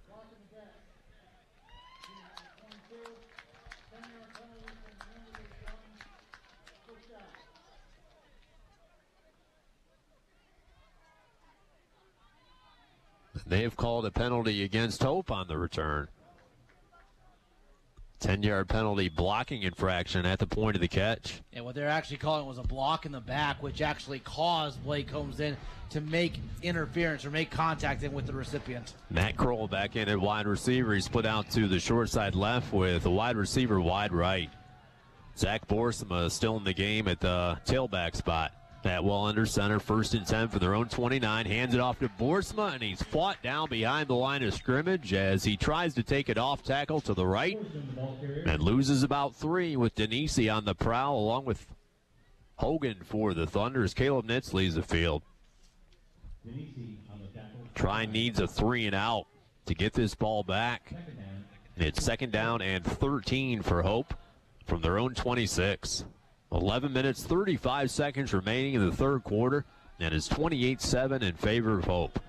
Kroll to the left side, body to the short side right. Atwell stands from under center, takes a snap, play fake, rolls to the right, stop, throws a deep right sideline, midfield, leaping play, and it's incomplete as he can't make the catch across the right side with the heavy coverage and tight coverage by James Gregory. And Gregory did a great job climbing the ladder, just trying to get up in the air, knock that pass down right out of the hands of the wide receiver. Now big 3rd down play. The defense has got to make a stop. 3rd down and 13 for Hope from their own 26. 28-7 is the Hope lead with 11 minutes and 19 seconds remaining in the third quarter. Emerson and Gregory in at the cornerbacks. The all-conference safeties, Guzzi and Combs. Posey, Nitz, Spears at the linebacker, along with Evard in the game, and 3 up linemen. Shotgun snap to Atwell, back to throw to the left side, feeling the pressure, throws it left sideline, dive across the left, and he made the catch, a diving catch across the left sideline by Kroll. A 1st down for Hope and a gain of around 16 as Atwell was hit, and he is down, rocking in pain back at his 10. And Kroll came into today's game, 19 catches, 273 yards, and 4 touchdowns. Kroll from Grand Haven, Michigan, basketball, football, and baseball player in high school. Had a touchdown against the Thunder last year. But Atwell is down. And TJ Van Dyken is warming up his replacement. 28-7 is the Hope lead. They were able to convert that big third down on a catch to Kroll across the left sideline. And Atwell trying to remain in the game. You got to give Atwell credit for standing in the pocket and taking the hit on the pass and still being able to get enough arm strength behind the pass to pick up the first down. They take him out, though. TJ Van Dyken, the junior from Zeeland, Michigan, which is just adjacent to Howland, Michigan. And Zeeland East High School in at quarterback. Just 2 for 5 for 7 yards this year. First down and 10 for their own 41 with the Thunder trailing at 28-7. Turns around, hands it off to Borsima. Snowed under, circled down by Jim West across the right side for a big-time loss of around 4. A great job by Jim West. Came into today's game with 18 tackles on the defense and just playing extremely well on the defensive line. Also had 4 tackles and a half of a tackle for loss in the first half. West 6'2", 272 pounds, the senior from Byrne and South Adams High School. 10 minutes, 22 seconds to play, third quarter. 28-7 is the Hope lead after the Thunder led this game early at 7-0 after the first drive. Backwell back in the game for Hope after one play. He slings it to Kroll, makes the catch out of the flat to the right side, spills out of bounds at the right sideline at the 45. And a gain of around 8. And they're still, after that tackle by West, 5 yards shy of a first down. Safety cornerback 1-2 punch at Gregory and Guzzi both in on the tackle. Second catch of the drive by Matt Kroll. He has 21 this year. 9:49 to play, third quarter. It is 28-7 Hope. 3rd and 5 for their own 46 for Michael Atwell at the right hash. 2 wide receivers, one each side. Atwell straight drop, dancing, throws it hard into the middle of the field, and it was deflected away. The Thunder say they came up with an interception, and they do. They were looking for Connor Parcell across the middle of the field. He made the catch into his gut, but as he was going down, that ball was absolutely ripped away and intercepted by Blake Combs before he hit the ground. And Blake Combs comes up with a big play the Thunder were hoping for on his 10th career pick. Fingertip catch by the wide receiver, and that's what allowed Blake Combs to come in, make a nice tackle, pop him for the tackle, but also get that ball out of his hands for the INT. We'll see if that energizes the Trine offense. They're down 28-7 with 9 minutes and 32 seconds remaining in the third quarter. Still a ton of time. First down and 10 for their own 40 left hash. Shotgun snap to D. Handoff gun has some room. 45. He cuts to his left and hits the air down to the turf at the 47, and a gain of around 7 on a helicopter hit. Yeah, good to see now Richard Gunn get back in the backfield for the Thunder. No huddle offense, 2nd and 3 from just near midfield, their own 47. Quarterback heat by D, and he's ridden down at the line of scrimmage after they had a zone read, faked a gun across the inside, and there was no place to go for D. And that's exactly what it was, zone read, where the quarterback has to read the defense and choose whether he keeps the ball himself, what he did, but he should have handed the ball off to Richard Gunn. He had a lot more space to run. Under 9 minutes to play, third quarter. 28-7 is the Hope lead. 3rd down and 3 from their own 48 left hash. Shotgun snap to D. Handoff to Gunn right up the middle. Hit behind the line of scrimmage. Carries the pile forward for about a yard, but he's still a yard and a half shy of a first down. And the Thunder trailing it by 21 points here midway through the third. Do they go for it? No movement from the punt unit. Ball placed right at the top of the Blue Thunder tee at midfield, and Trine's going for it. 4th down and around 2 from their own 48, down 21. Look for Hess over the middle of the field, tight end, slot left. Barton slot, Durham wide to the right, shotgun snap, play fake, D rolls to the right, throws across the middle of the field, and it's incomplete. Looking for Hess, he short hopped it on a dive at the 40-yard line of Hope, and the Thunder turned it over on downs. Yeah, unfortunately, the one referee that came in and called the incomplete pass got shielded by one of the defensive players for Hope, and Coach Land livid, making an earful of the line judge. Hope takes over the short field in a 21-point lead with 8 minutes and 2 seconds remaining here in the third. First down and 10 from the Trine 48 near the right hash. Briner to the left side, body to the short side right. Atwell back in the game with Borsma the tailback. Snap to Atwell, handoff. Borsma shifts to his left, cuts to the 45. Extends the football just over that point and a gain of around 3. The Division II transfer has had plenty of time here this afternoon. Borsma's season high is 62 yards rushing against Olivet. Hope right now the potent offense in the air, 264 yards against their 48 yards on the ground. Atwell 14 for 20, 264 yards with 3 touchdowns and that interception by Combs. But the Thunder couldn't take advantage after the turnover. Snap, play fake, rolls right, throws sideline right, caught by Parcell. First down 30, right sideline 25. And another connection of 20 yards to the all-conference 260-pound tight end. Yeah, Parcell now 4 catches unofficially, 71 yards. Big tight end target over the middle of the field. 7 minutes, 20 seconds to play in the third quarter, and the Thunder are down 28-7. First down and 10 from the Trine at 24, near the right hash. Trine went for it on 4th and 2. They could not connect. And Hope is trying to take advantage of it. Briner to the left side, body slot to the left with Parcell, the big target at tight end, set right.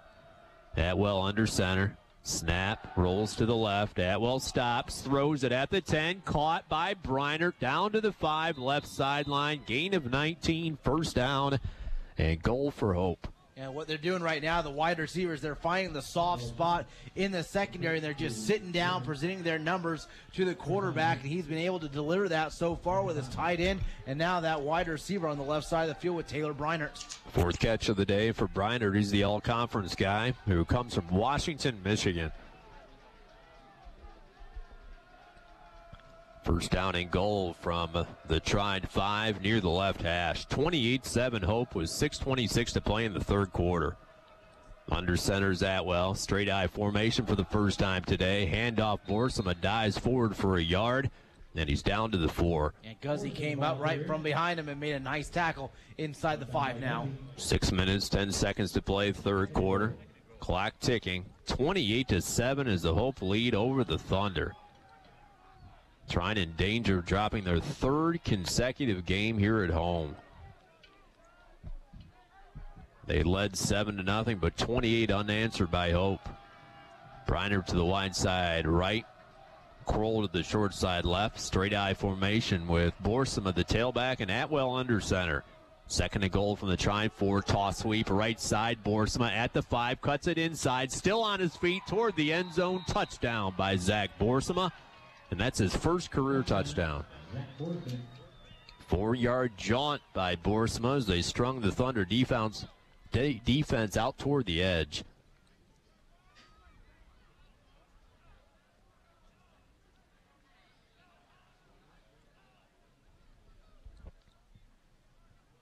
(34-7) is the Hope lead. Evan Finch in to attempt the extra point. The all-conference kicker from Ann Arbor, Michigan, and Pioneer High School. The lay of the kick by Finch. It's up, and it's good. 35 unanswered points. It's 35-7 Hope with 5:35 to play in the third. This is Trine Thunder football on 88X. Aaron Coyle, Tyler Benner back with you live from Trine University. Colby Parks, your producer today. 5:35 to play in the third quarter. It has grown to a 35-7 lead for Hope after a touchdown by Borsma to the right side. Trine trailed at halftime 21-7. They kick it off. Petapapa catches the goal line. 5-10 straight in the middle of the field. 15-20 has a seam up to the 30. Still on his feet at the 40, and he spills forward past the 45 as he rolls up to around the 46. As the birthday boy almost took that ball to the house. A great run by Petapapa. Just had one man to beat and really ran out of space. The kicker just took his legs out from under him, but still the ball gets spotted now right around that 45-yard line. Yeah, right at their own 45. The Thunder offense needs points, and frankly, they need touchdowns now just about every drive.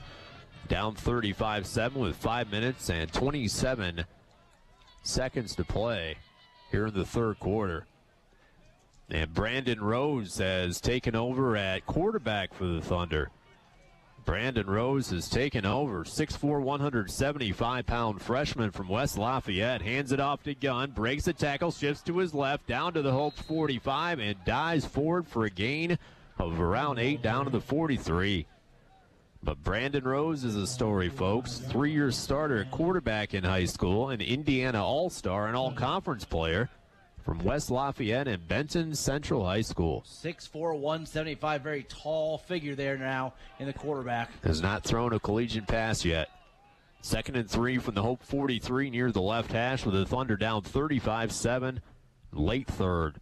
Shotgun snap to Rose, handoff, Gunn, sweep to the right side. Gunn has a first down at the 40s. He piles forward down to around the 35 and a gain of 8.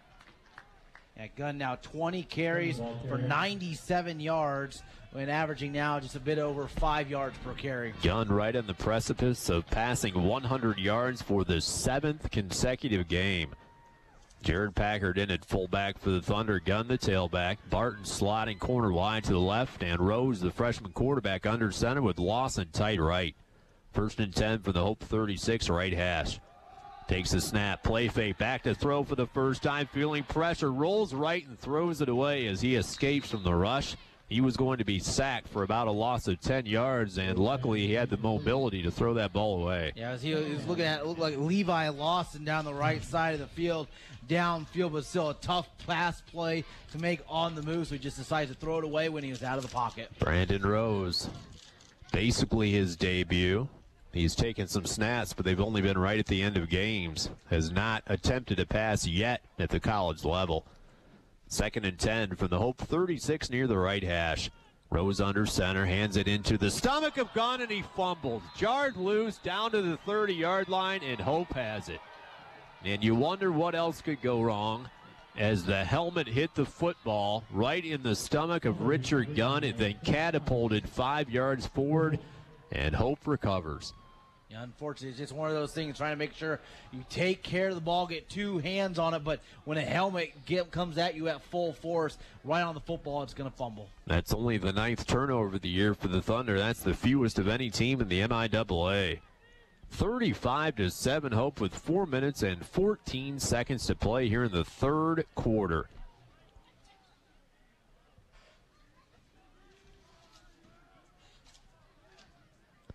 Stevie Thomas is checked in at cornerback for the Thunders. Borsman gets a sweep call right side. He's strung out to the edge, and the Thunder carry him out of bounds for a loss of around 2 across the right side. Trine fought every point on the offensive line to string him out, and he loses around 2. Denisi across the edge for the Thunder along with Nitz, and also Dreesen, who's had a big day. But Stevie Thomas, the freshman, making his varsity debut, 5'10", 165 pounds from South Bend and John Adams High School. Had a couple interceptions in their last JV game against Albion, including one for a touchdown. 35-7 is the Hope lead with 3:31 remaining in the 3rd. Hadwell back to throw, play fake, rolls to the right, in heavy trouble and sacked as the Thunder tear him down to the turf. Back inside the 20 across the right side. Big 10-yard sack goes down for the defense as Evard and Caleb Nitz come into the game from Miranda and Wolf. Wolf is in the vicinity again. We'll see officially who they attribute that sack to. Wolf has already had a sack today. Giant Thunder defense needs to get off the field. They're pushing back Hope. They're inside their 20th and 19. It's 3rd down and 20 for Hope with under 3 minutes to play in the 3rd quarter. And the Thunder down 35-7. Hadwell from the shotgun, 2 wide receivers to the left side and 1 to the short side right. Straight drop, back to throw, center of the field, picked off by Mike Spears. Caught the ball leaping into the air across the left hash at the 32 as Mike Spears has his first collegiate pick. Underthrown ball, Mike Spears being in the right place, right time, jumps up in the air, gets 2 hands on the football for the INT. Spears was a safety for a couple games in the absence of Blake Combs, and now switch back to linebacker today. He dropped back in coverage and made the interception. The 2nd of the day for the Trine Thunder. Now they have a short field to work with as Brandon Rose has his 2nd series, with the Thunder trailing at 35-7 with 2:42 remaining in the 3rd quarter. Gage corner short side right, Barton slot, and Durham wide to the left. Rose from the shotgun with Vucolo in the game. Snap, handoff, Frank Vucolo hit at the line of scrimmage and spins forward for no gain across the left side, as he was hit hard by the penetrating linebacker and the two-time all-conference guy, Tim Klaus. Looked like there was a stat adjustment on that last drive. Now Richard Gunn officially 21 carries for 103 yards. Over 100 yards for the 7th consecutive game. 2nd and 10 for the Thunder from the Hope 33 left hash. Down 35-7 late third. Rose from the gun, 3 wide receivers, takes a snap, play fake, back to throw. In trouble again, running for his life across the left side. He tucks it and runs and is back near the line of scrimmage as he scampers out of bounds across the left.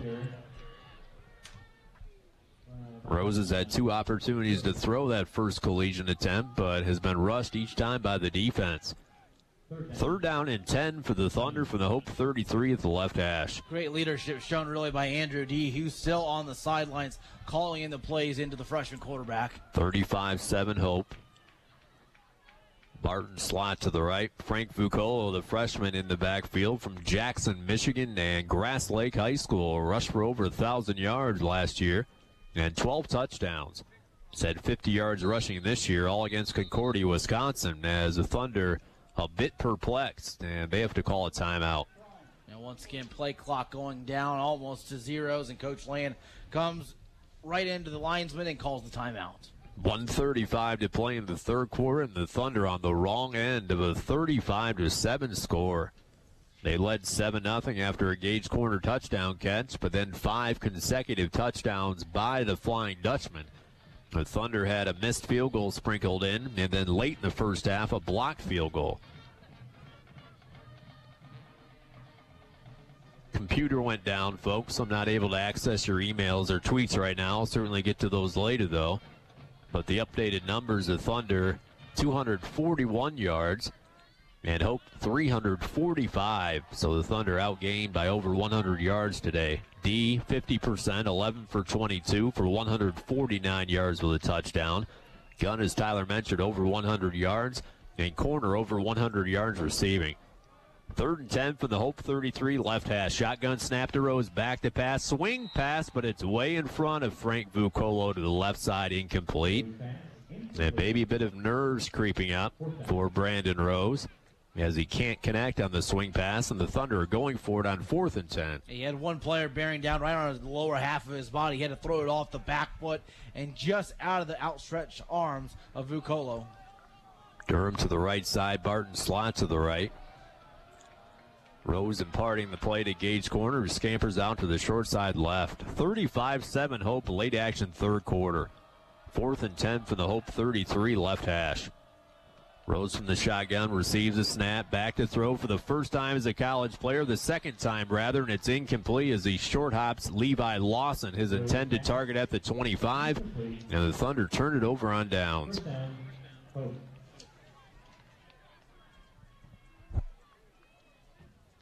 Gray, purple skies here this afternoon. Dreary day to look at. Fans all bundled up in their winter coats, their hoods, blankets.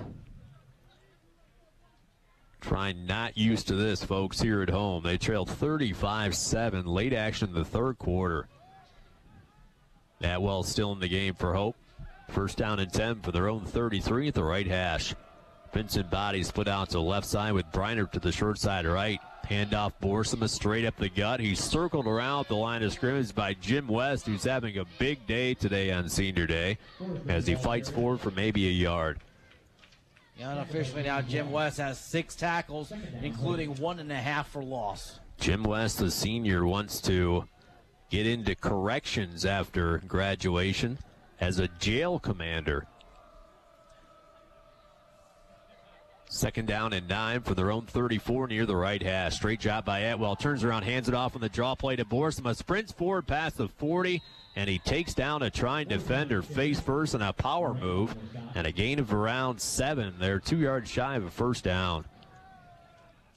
Borsima now actually having more attempts than Sean Jackson in the game. Sean Jackson went out with an injury. Right now you would assume they certainly wouldn't risk Jackson with this 28-point advantage. 35-7 Hope with the waning moments ticking away here in the third quarter. Third down and around 2 for their own 42. Stevie Thomas still in the game of the cornerback spot for the Thunder. All the other regulars still in.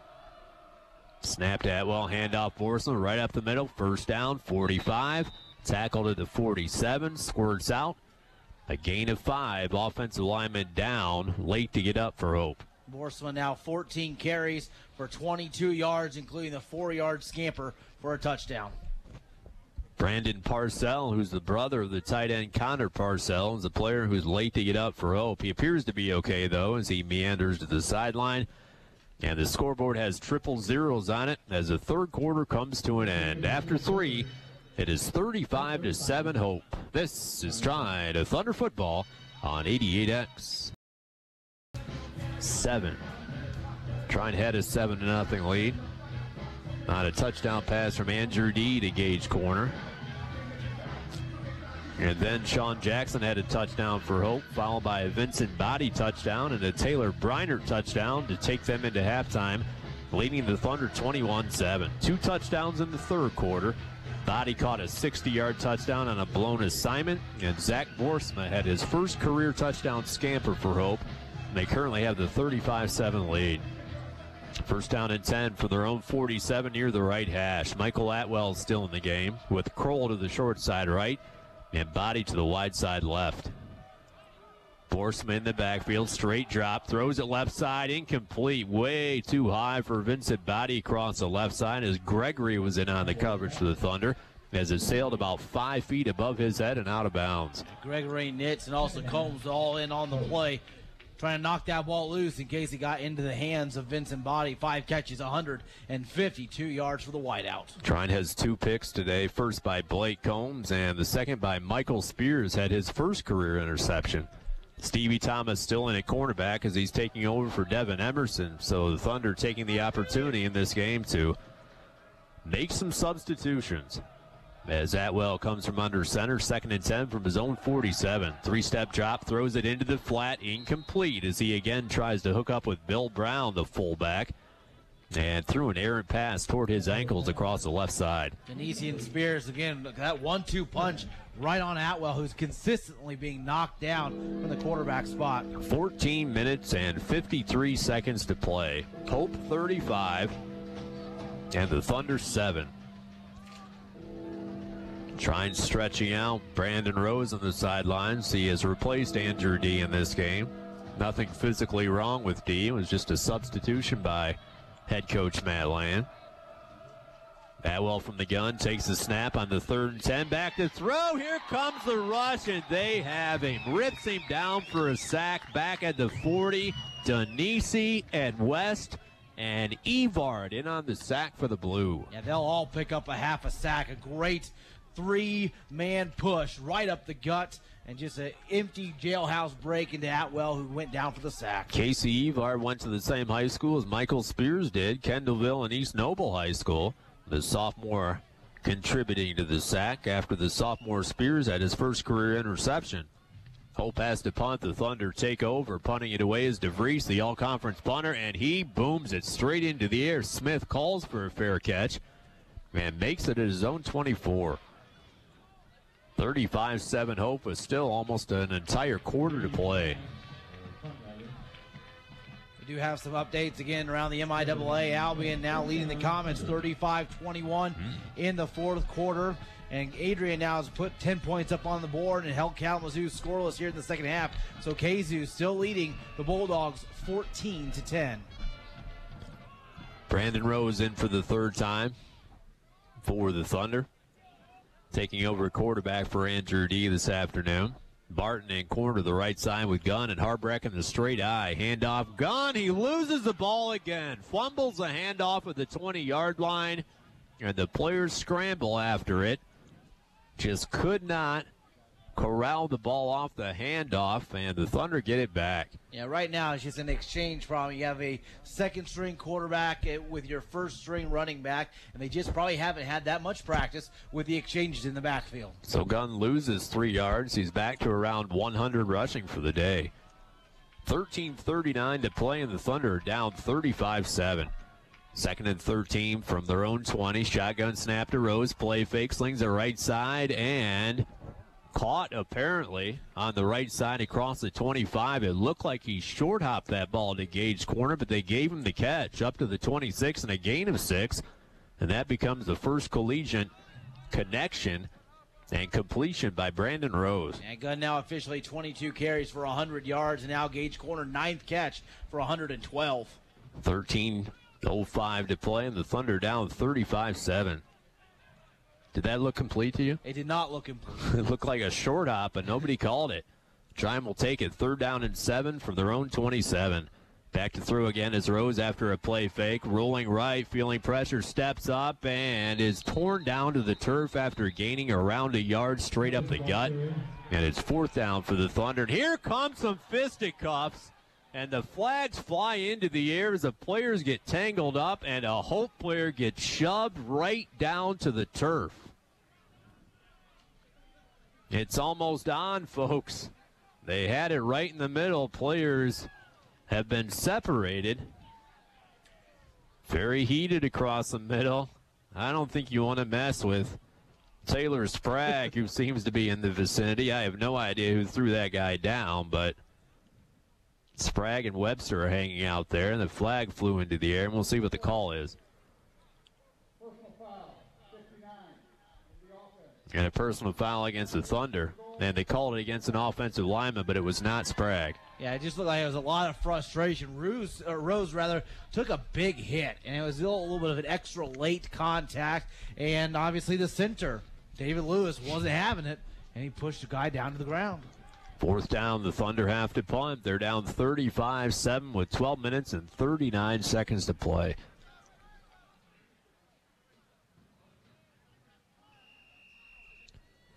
Nick Muir back in the game, and he has to punt from near his own end zone.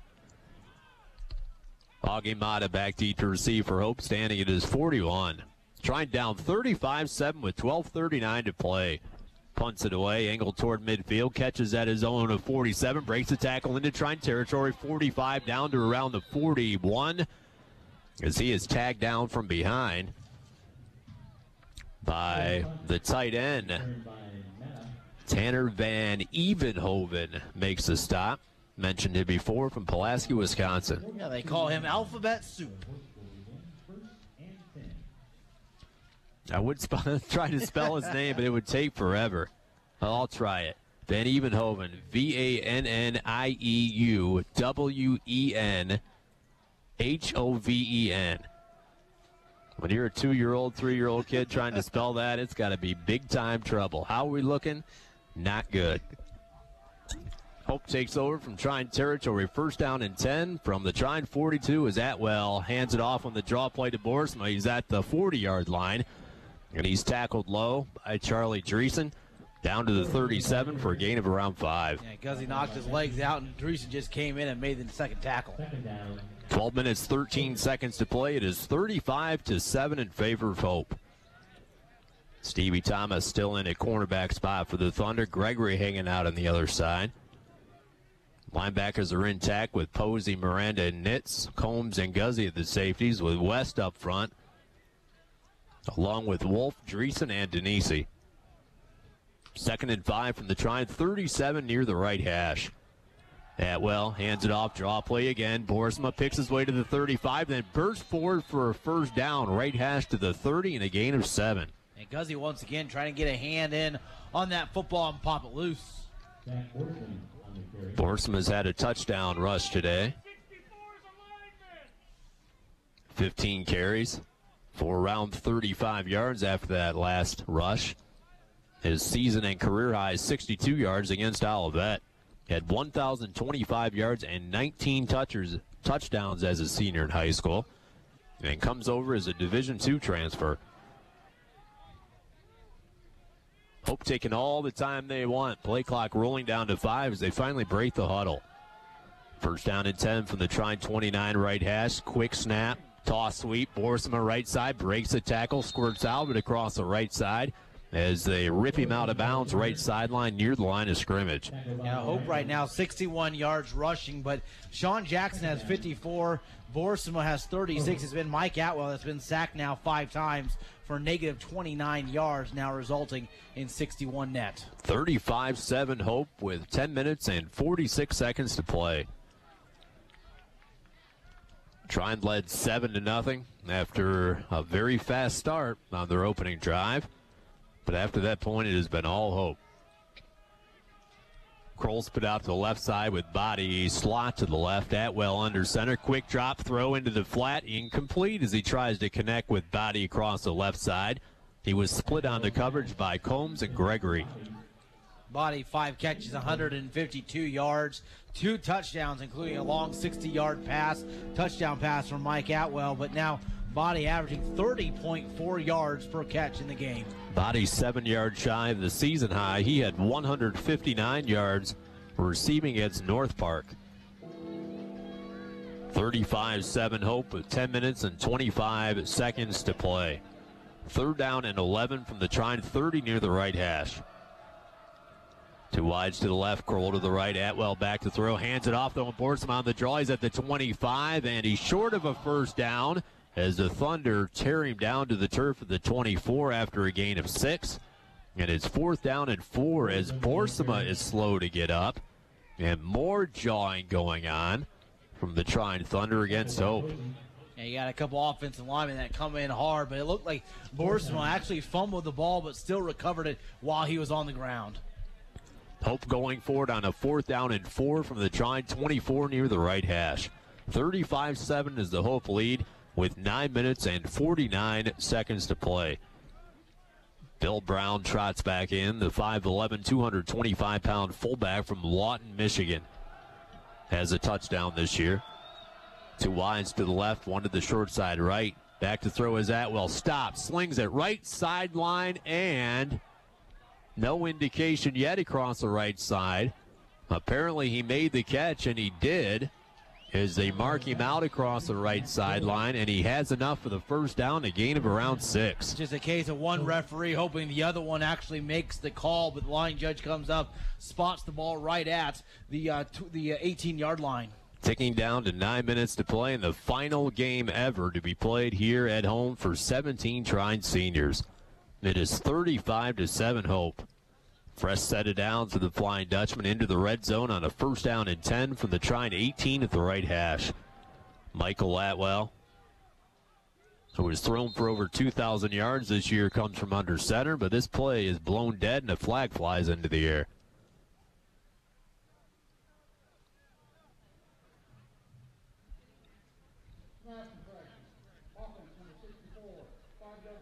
Five-yard penalty against Hope.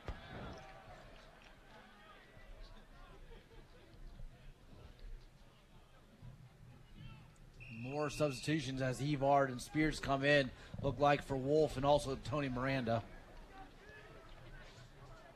1st down and 15 from the Trine 23 at the right hash. 35-7 is the Hope lead with 8:32 to play. Body in motion from left to right, being chased around by Spears. Toss sweep to the right side, and he's tackled near the line of scrimmage by Spears as he went low and took out the legs from the tailback, Brandon Zervis, who has his first carry of the day from Spring Lake, Michigan.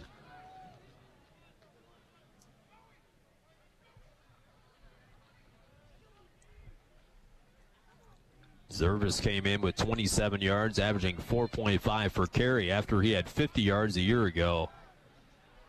2nd down and 14 for the Flying Dutchman from the Trine 22 at the right hash. 35-7 Hope with 7:45 to play. Atwell under center. Borsima back in the game at tailback as he throws to the left side, caught by Body out of the flat and ridden down by Gregory, who has certainly proven to be a very good tackler for this team. Down to the 15 and a gain of around 7. Gregory now has 6 tackles, including a half of a tackle for a loss and a pass broken up as well. Gregory had to take over after Christian Chase went down for the year with an injury. Chase has since had surgery and is healing up.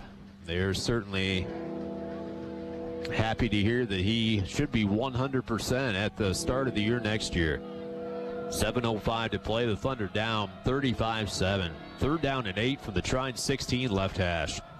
Kroll to the right side. Briner to the left. Handoff. Borsema and stopped by Dreesen across the middle as Posey made the initial hit. At the 15 for no gain. Wolf and Miranda come back in as the replacements. Mike Spears and Casey Evar come off. And a field goal attempt for Hope with a 35-7 lead with 6 minutes and 35 seconds to play. Posey made that hit, came into this program as a cornerback, now weighs 224 pounds as a linebacker who leads his entire team in tackles and is 3rd in the conference. Field goal attempt, a 32-yard attempt, and it's blocked. The Thunder swat it down at the line of scrimmage, and the defense holds as it scurries into the end zone. So both teams has had a field goal blocked here this afternoon. Is tipped and no good. Speaking of Hope and Trine and blocks, the Thunder had a memorable 31-30 win at Hope back in 2008. Hope scored what looked to be the tying touchdown right at the end of the game, and Christian Verley blocked the extra point, and the Thunder beat Hope back in 2008, 31-30. That was the same game, right, where they actually kicked the extra point. They had a defensive penalty. They took the half the distance to the goal. They wiped that point off, and then they went for 2. That was the Kalamazoo game. Oh. At Kalamazoo. But in the exact same area it was. All those thrilling victories they had during that time. Their first MIAA title came that year, and it was saved really by Christian Verley's block. Rose back in the game, back to throw, play fake, unleashes, right side, caught by corner at the 38 right sideline, and an 18-yard gain and a first down. At that time, Rose had a great pocket out in front of him. He was able to diagnose, look downfield, check off his receivers, and found Gage corner on the right side for the Thunder first down. 6 minutes to play. The Thunder trail at 35-7. Substitutions in the game for the Thunder. We'll see if they try to get some of these seniors into the ballgame, and they do. They bring in Big Willie style, as the coach called him on the pregame show, as Tyler Williams enters this game in the slot to the left side. Great to see Tyler Williams in the game, the senior for this program. 1st down and 10 for their own 39 right hash. Rose, the freshman signal caller, steps back from the shotgun, takes a snap, hands it off to Vukola, fights for it, 45, 1st down as he dives into Hope territory at the 49, and a gain of 12. Vukola, the ball carrier. Frank Vukola averaged 8 yards per carry as a senior in high school. But Tyler Williams in, 5'4", 177-pound wide receiver from Richmond, Indiana, and Richmond High School. Standing in the slot to the left, and Calper JC in this game as well at wide receiver, another senior to the left side. 4 wide receivers to the Thunder, high snap, handoff Vukola, short side sweep, flag down at the 45 as he's punched out of bounds after a gain of 9. But this one's likely coming back. Yeah, it's going to be a holding call, unfortunately, on one of the offensive linemen. But look like Jacob Turner's helmet came off, so they're actually going to have a new offensive lineman come in as a replacement. 5 minutes, 4 seconds to play. It is 35-7 in favor of Hope. As Jacob Diaz comes in, the offensive lineman from Lake Station, Indiana, and River Forest High School, 6'2" and 335 pounds. Trying white back on that holding call. And here comes Ben Clark, the senior and the tight end for the Thunder. 5'10", 231 from Bradley, Illinois, and Bradley Bourbones Community High School. 4:53 remaining in the game. The Thunder are down 35-7. 1st down and 20 after that hold call from their own 41, the right hash. 2 wides to the left, 1 to the short side right.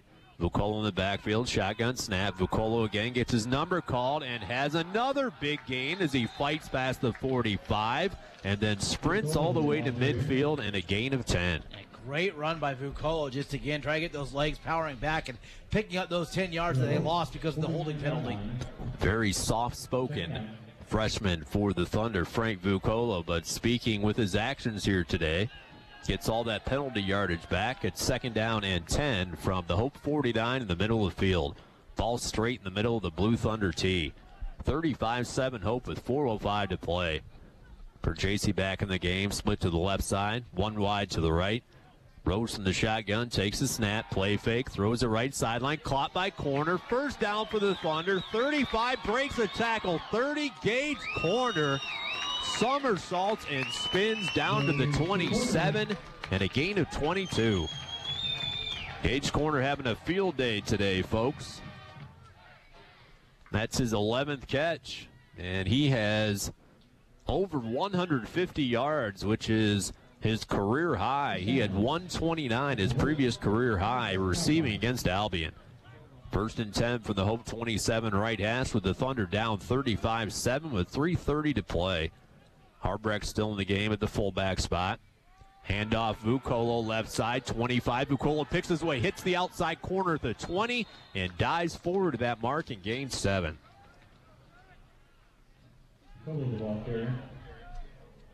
3 minutes, 11 seconds to play. Trine down 35-7 as Frank Vucolo has another nice carry. Richard Gunn officially with 100 yards. And Vucolo is near 30 yards now. 2 wides to the right. 1 to the short side left, it's Corner. Rose from the gun, takes a snap, play fake, rolls to the right, stops, throws across his body, middle of the field, incomplete, as it's deflected away from Gage Corner at the 10. Yeah, Corner now 11 yards. It's official, 157 yards and a touchdown, and 14.3 yards per catch. 2 minutes, 47 seconds to play. It's 35-7 Hope. 3rd down and 3 from the Hope 20. Near the left hash. Andrew D started. Nothing physically wrong with him. Replaced by Brandon Rose. The Thunder trying to get him some experience here this afternoon. Ben Clark still in the game. He's tight end, tight left. Harbrecht standing right directly beside him. Pettipop in the game for the Thunder, the birthday boy. Handoff Vucolo to the right side, and he doesn't have enough for the first downs. He tried to cut it back near the 20. Gains around 1, and it's 4th down and 2. And now they're actually going to bring Keck out for the field goal. Try to get a little confidence. He had one miss. He had one blocked. And now it's the time to come in and drill one through the uprights. 38-yarder in both attempts for the Thunder. Keck leads the nation in field goals. His 14 this year are second in a single season in Trine University history. Ball will be placed at the right hash at the 28, so yet another 38-yard attempt, the 3rd of the day for Keck. The spot by Miranda, and it's blocked again. Blocked again by Hope. They scoop it up left sideline and run forward up to the 45. A mountain of issue today for this Trine Thunder special team unit. 0 for 3 on field goals with 2 blocks. 1:55 left. It's 35-7 Hope.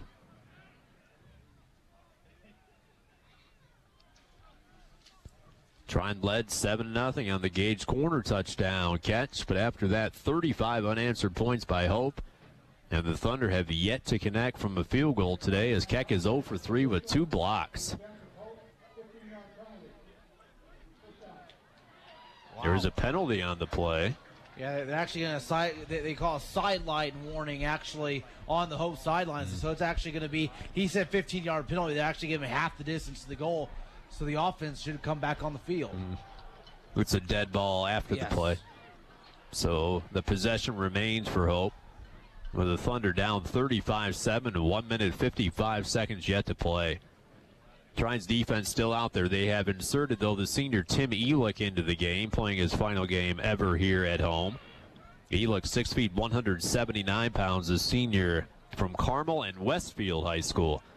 Guzzi and Combs still at the safeties. Gregory and Elick playing cornerback, with Posey, Miranda, and Nitz at the linebackers. Denise West, Dreesen, and Wolf at the defensive line. They finally agree upon the spot to place the ball. It's at the Hope 32. 1:55 to play. Is 35-7 in favor of the Flying Dutchmen. Straight eye formation, 2 wide receivers. Van Dyken in the game. The backup quarterback hands it off to the tailback, and he piles forward right hash for a gain of around 2. as they again hand it off to Zach Borsema, the Division II transfer. Tyler Yeoman checks in the game for the Thunder. Yeoman, 5'11", 217-pound junior from Mishawaka and Penn High School. Borsman now 20 carries for 45 yards. 1 minute, 24 seconds to play. It's 35-7 Hope. Wide receiver sprints out to the right side. Damon Thomas, the freshman from Fenton, Michigan. TJ Van Dyken, 2 for 5 this year for 7 yards. Gives it to Borsma, and he's hugged down to the turf on a nice power move again by West, who's had a big day.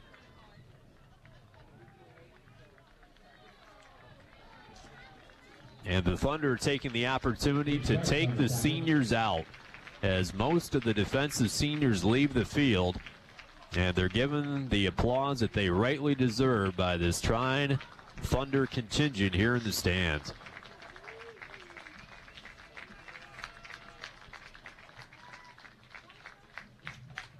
Dustin Tucker is checked into the game for the Thunder at a defensive back spot. And they come to a knee formation as Hope puts it down, and that's the last time that they have to snap the ball today, as Hope spots the Thunder an early touchdown, then roars off 35 consecutive points to turn back the Thunder here this afternoon, 35-7. Yeah, it started off so strong. We saw a great play-action pass from D to corner downfield, and you thought, okay, they're going to start off strong. They're starting off early with a 7-point lead, and then it's just Hope that came back, pounded back and forth. They actually scored 7 points in the first quarter, 14 points in the second and third quarter to come up with a 35 unanswered points in the win. Final score here this afternoon is Hope 35 and the Thunder 7. We'll take a break and be back with the post-game show right after this. This is Trine Thunder Football on 88X. Trine University invites you to the 11th Annual Black and White Scholarship Gala, Saturday, February 8th. This year, the Black and White Scholarship Gala promises to be better than ever with amazing items up for auction, live entertainment, and a gourmet dinner. So save the date, Saturday, February 8th, for the Black and White Scholarship Gala. If you'd like to donate items for auction or reserve your tickets, contact the Office of Alumni and Development at 260-6.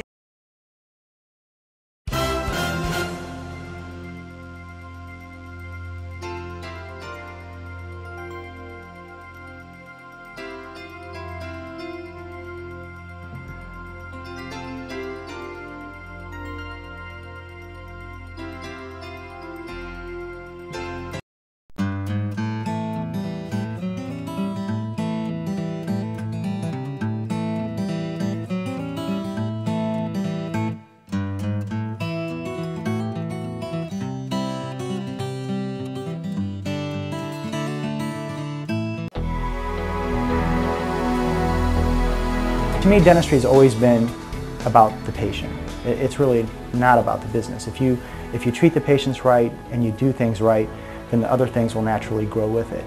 Receive a complete oral evaluation and treatment options that work for you. I was afraid to smile. I was afraid to be close and up personal with people. Dr. Guy Moore gave me that smile, gave me that confidence, and people noticed it right away. What I really tried to do is create an atmosphere where there's a certain energy in the office for the patients, where I try to remove the barriers between them and myself when I walk in the room. You know, most people don't enjoy going to the dentist, so how can I make them enjoy this office and enjoy me? Convenient. Dr. Moore and his highly skilled staff provide all treatments in one location with weekend hours and same-day emergency visits. Trusted dentistry, only at Angola Dental Center. Hi, I'm John Thornton from the Beams Funeral Home in Fremont, Indiana, and we're proud to help support the Steuben County Athletics on the 101 Lakes Network, Channel 20.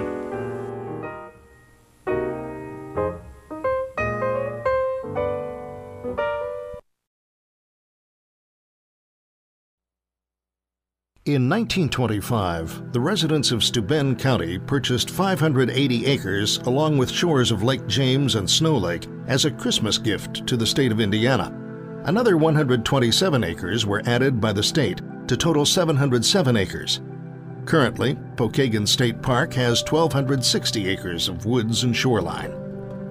Entering Pokagon State Park on State Road 727, you'll notice a small lake on the left side of the road. This is Lake Lonadaw, a kettle lake formed as the Wisconsin Glacier retreated. Lake Lonadaw has a creek that leads into the lower basin of Lake James. This lake is named in honor of the wife of the Potawatomi Indian chief Simon Pokagon. At the main entrance gate, you'll see two gatehouses.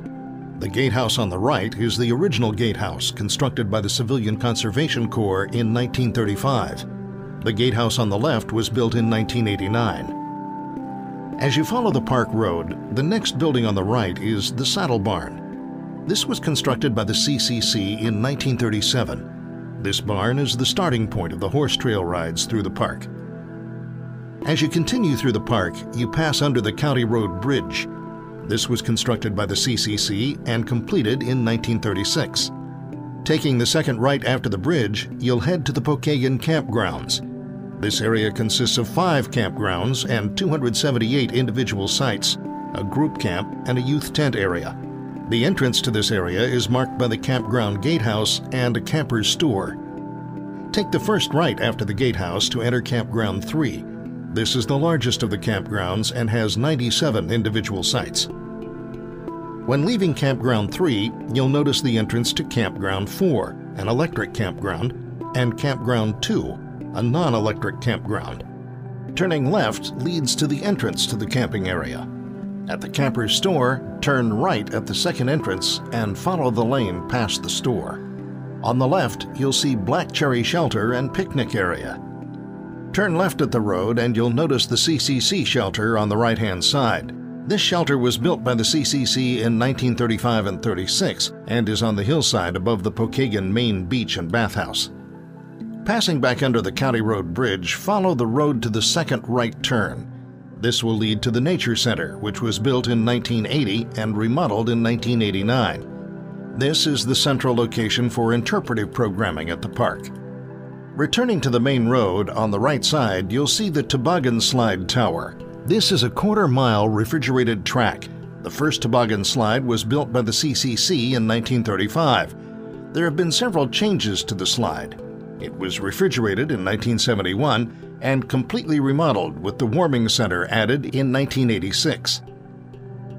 Following the road around the loop and back to the main gate, turn right at the yield sign, continuing back past the Toboggan and Saddle Barn. Turn on the third entrance on the right into the Potawatomi Inn.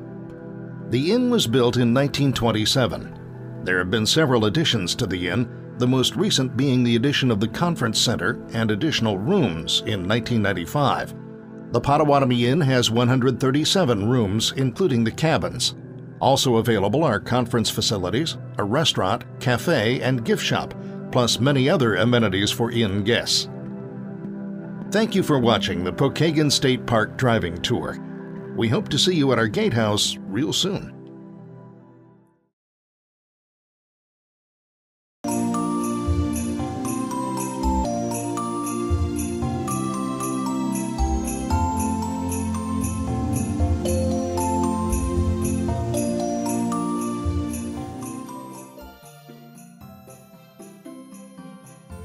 Hi, I'm Fred Woolley, the park interpreter at Pokagon State Park, and we're here at the Nature Center today on this nice winter day. Our Nature Center is sort of the hub of our interpretive activities that we have at the park. We're open every day of the year except for Christmas and New Year's and Thanksgiving. So during the winter time, we're here from 1 until 5 p.m. on weekdays. Then on Saturdays and Sundays and special winter holidays, we're here from 10 to 5. And we have all the things that you can see year-round as far as our exhibits and displays. We have aquariums with turtles, frogs, snakes, and salamanders, some of our cold-blooded animals. We have things that you can touch. We have the turtles out where you can handle them and beat them up close and personal. Probably the highlight for many people is our observation window, our woodland window. We have a number of bird feeders out there that attract a wide variety of birds, as well as some of the things like squirrels, and occasionally get a look at a raccoon or a possum that may sneak by. So it's a real focal point for all of our activities, including our indoor programs. We have the auditorium that seats about 50 or 60 people. And we do talks and demonstrations and nature crafts, and just a wide variety of activities that help us tell the story of our natural and cultural history.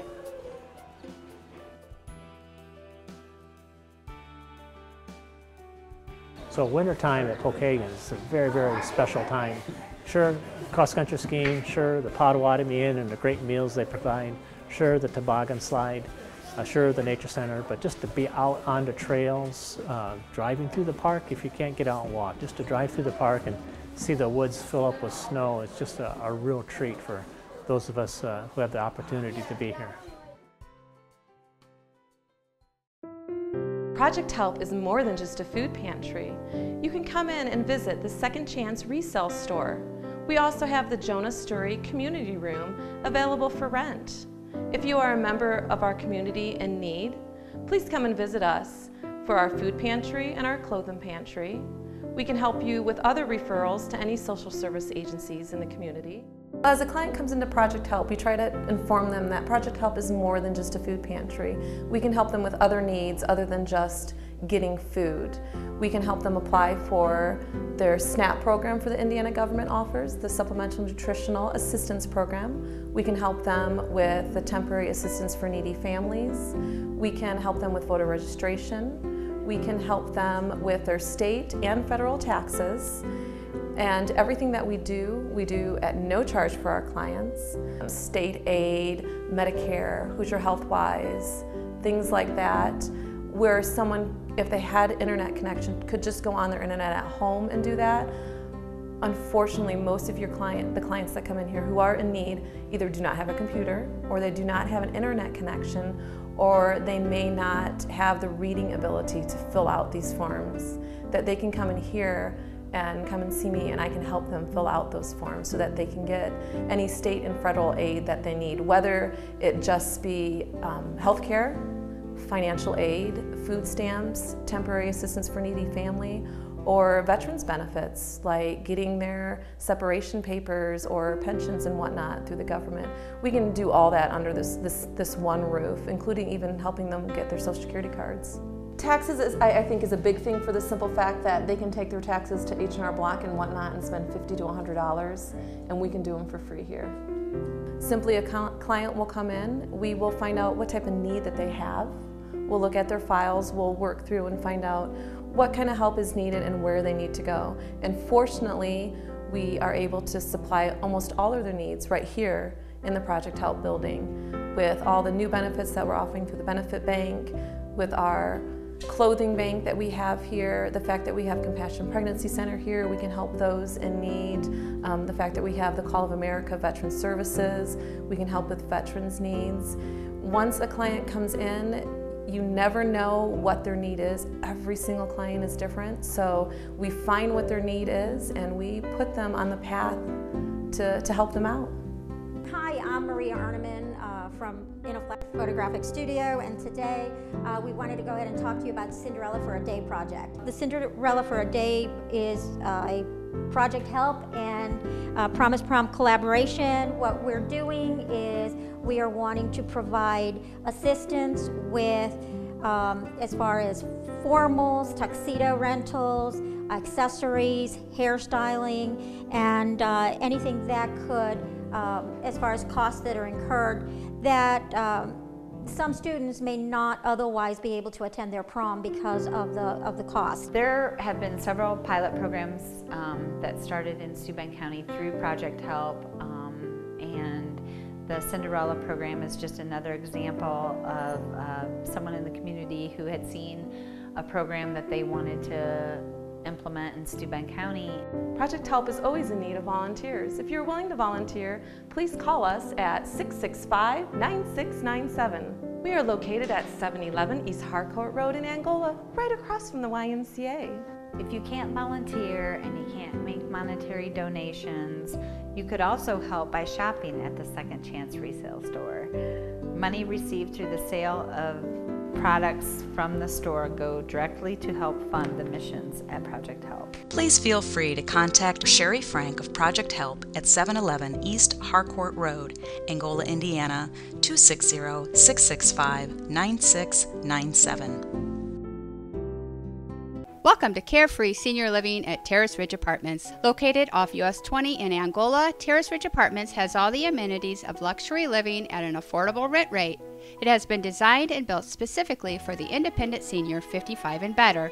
Professional and friendly on-site management and maintenance staff. You'll never feel alone in our friendly community. Carefree Senior Living at Terrace Ridge Apartments. Call today at 260-665-9700 or stop by for a tour.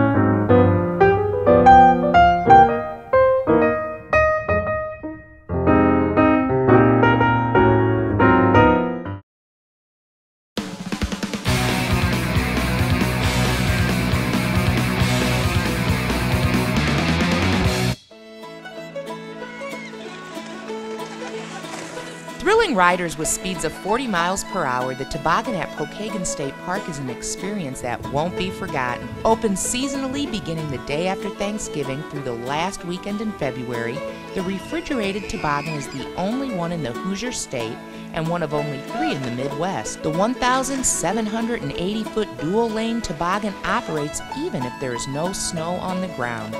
Even on a wet, rainy day, the toboggan rides what we call smokin' fast. Riders arrive at the bottom of the toboggan in approximately 35 seconds. Toboggans hold up to 4 people. In order to ride, children must be old enough to follow directions. Pokagon State Park's toboggan ride is a unique, one-of-a-kind experience that will make your winter memories long-lasting. Visit lakes101.org for more information.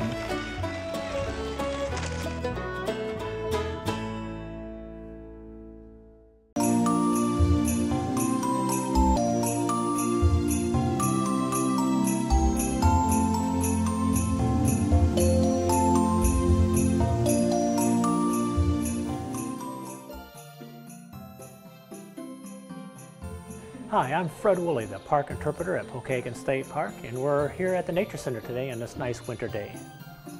Our Nature Center is sort of the hub of our interpretive activities that we have at the park. We're open every day of the year except for Christmas and New Year's and Thanksgiving. So during the winter time, we're here from 1 until 5 p.m. on weekdays. Then on Saturdays and Sundays and special winter holidays, we're here from 10 to 5. And we have all the things that you can see year-round as far as our exhibits and displays. We have aquariums with turtles, frogs, snakes, and salamanders, some of our cold-blooded animals. We have things that you can touch. We have the turtles out where you can handle them and beat them up close and personal. Probably the highlight for many people is our observation window, our woodland window. We have a number of bird feeders out there that attract a wide variety of birds, as well as some of things like squirrels, and occasionally get a look at a raccoon or a possum that may sneak by. So it's a real focal point for all of our activities, including our indoor programs. You know, we have the auditorium that seats about 50 or 60 people. And we do talks and demonstrations and nature crafts and just a wide variety of activities that help us tell the story of our natural and cultural history.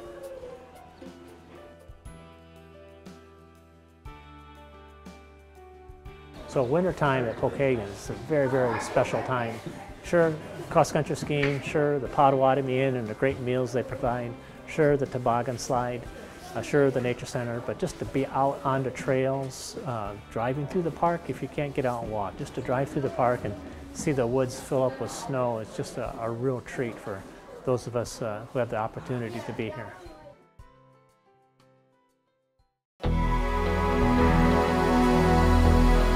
To me, dentistry has always been about the patient. It's really not about the business. If you if you treat the patients right and you do things right, then the other things will naturally grow with it. Receive a complete oral evaluation and treatment options that work for you. I was afraid to smile. I was afraid to be close and up personal with people. Dr. Guy Moore gave me that smile, gave me that confidence, and people noticed it right away. What I really tried to do is create an atmosphere where there's a certain energy in the office for the patients, where I try to remove the barriers between them and myself when I walk in the room. You know, most people don't enjoy going to the dentist, so how can I make them enjoy this office and enjoy me? Convenient. Dr. Moore and his highly skilled staff provide all treatments in one location with weekend hours and same-day emergency visits. Trusted dentistry only at Angola Dental Center.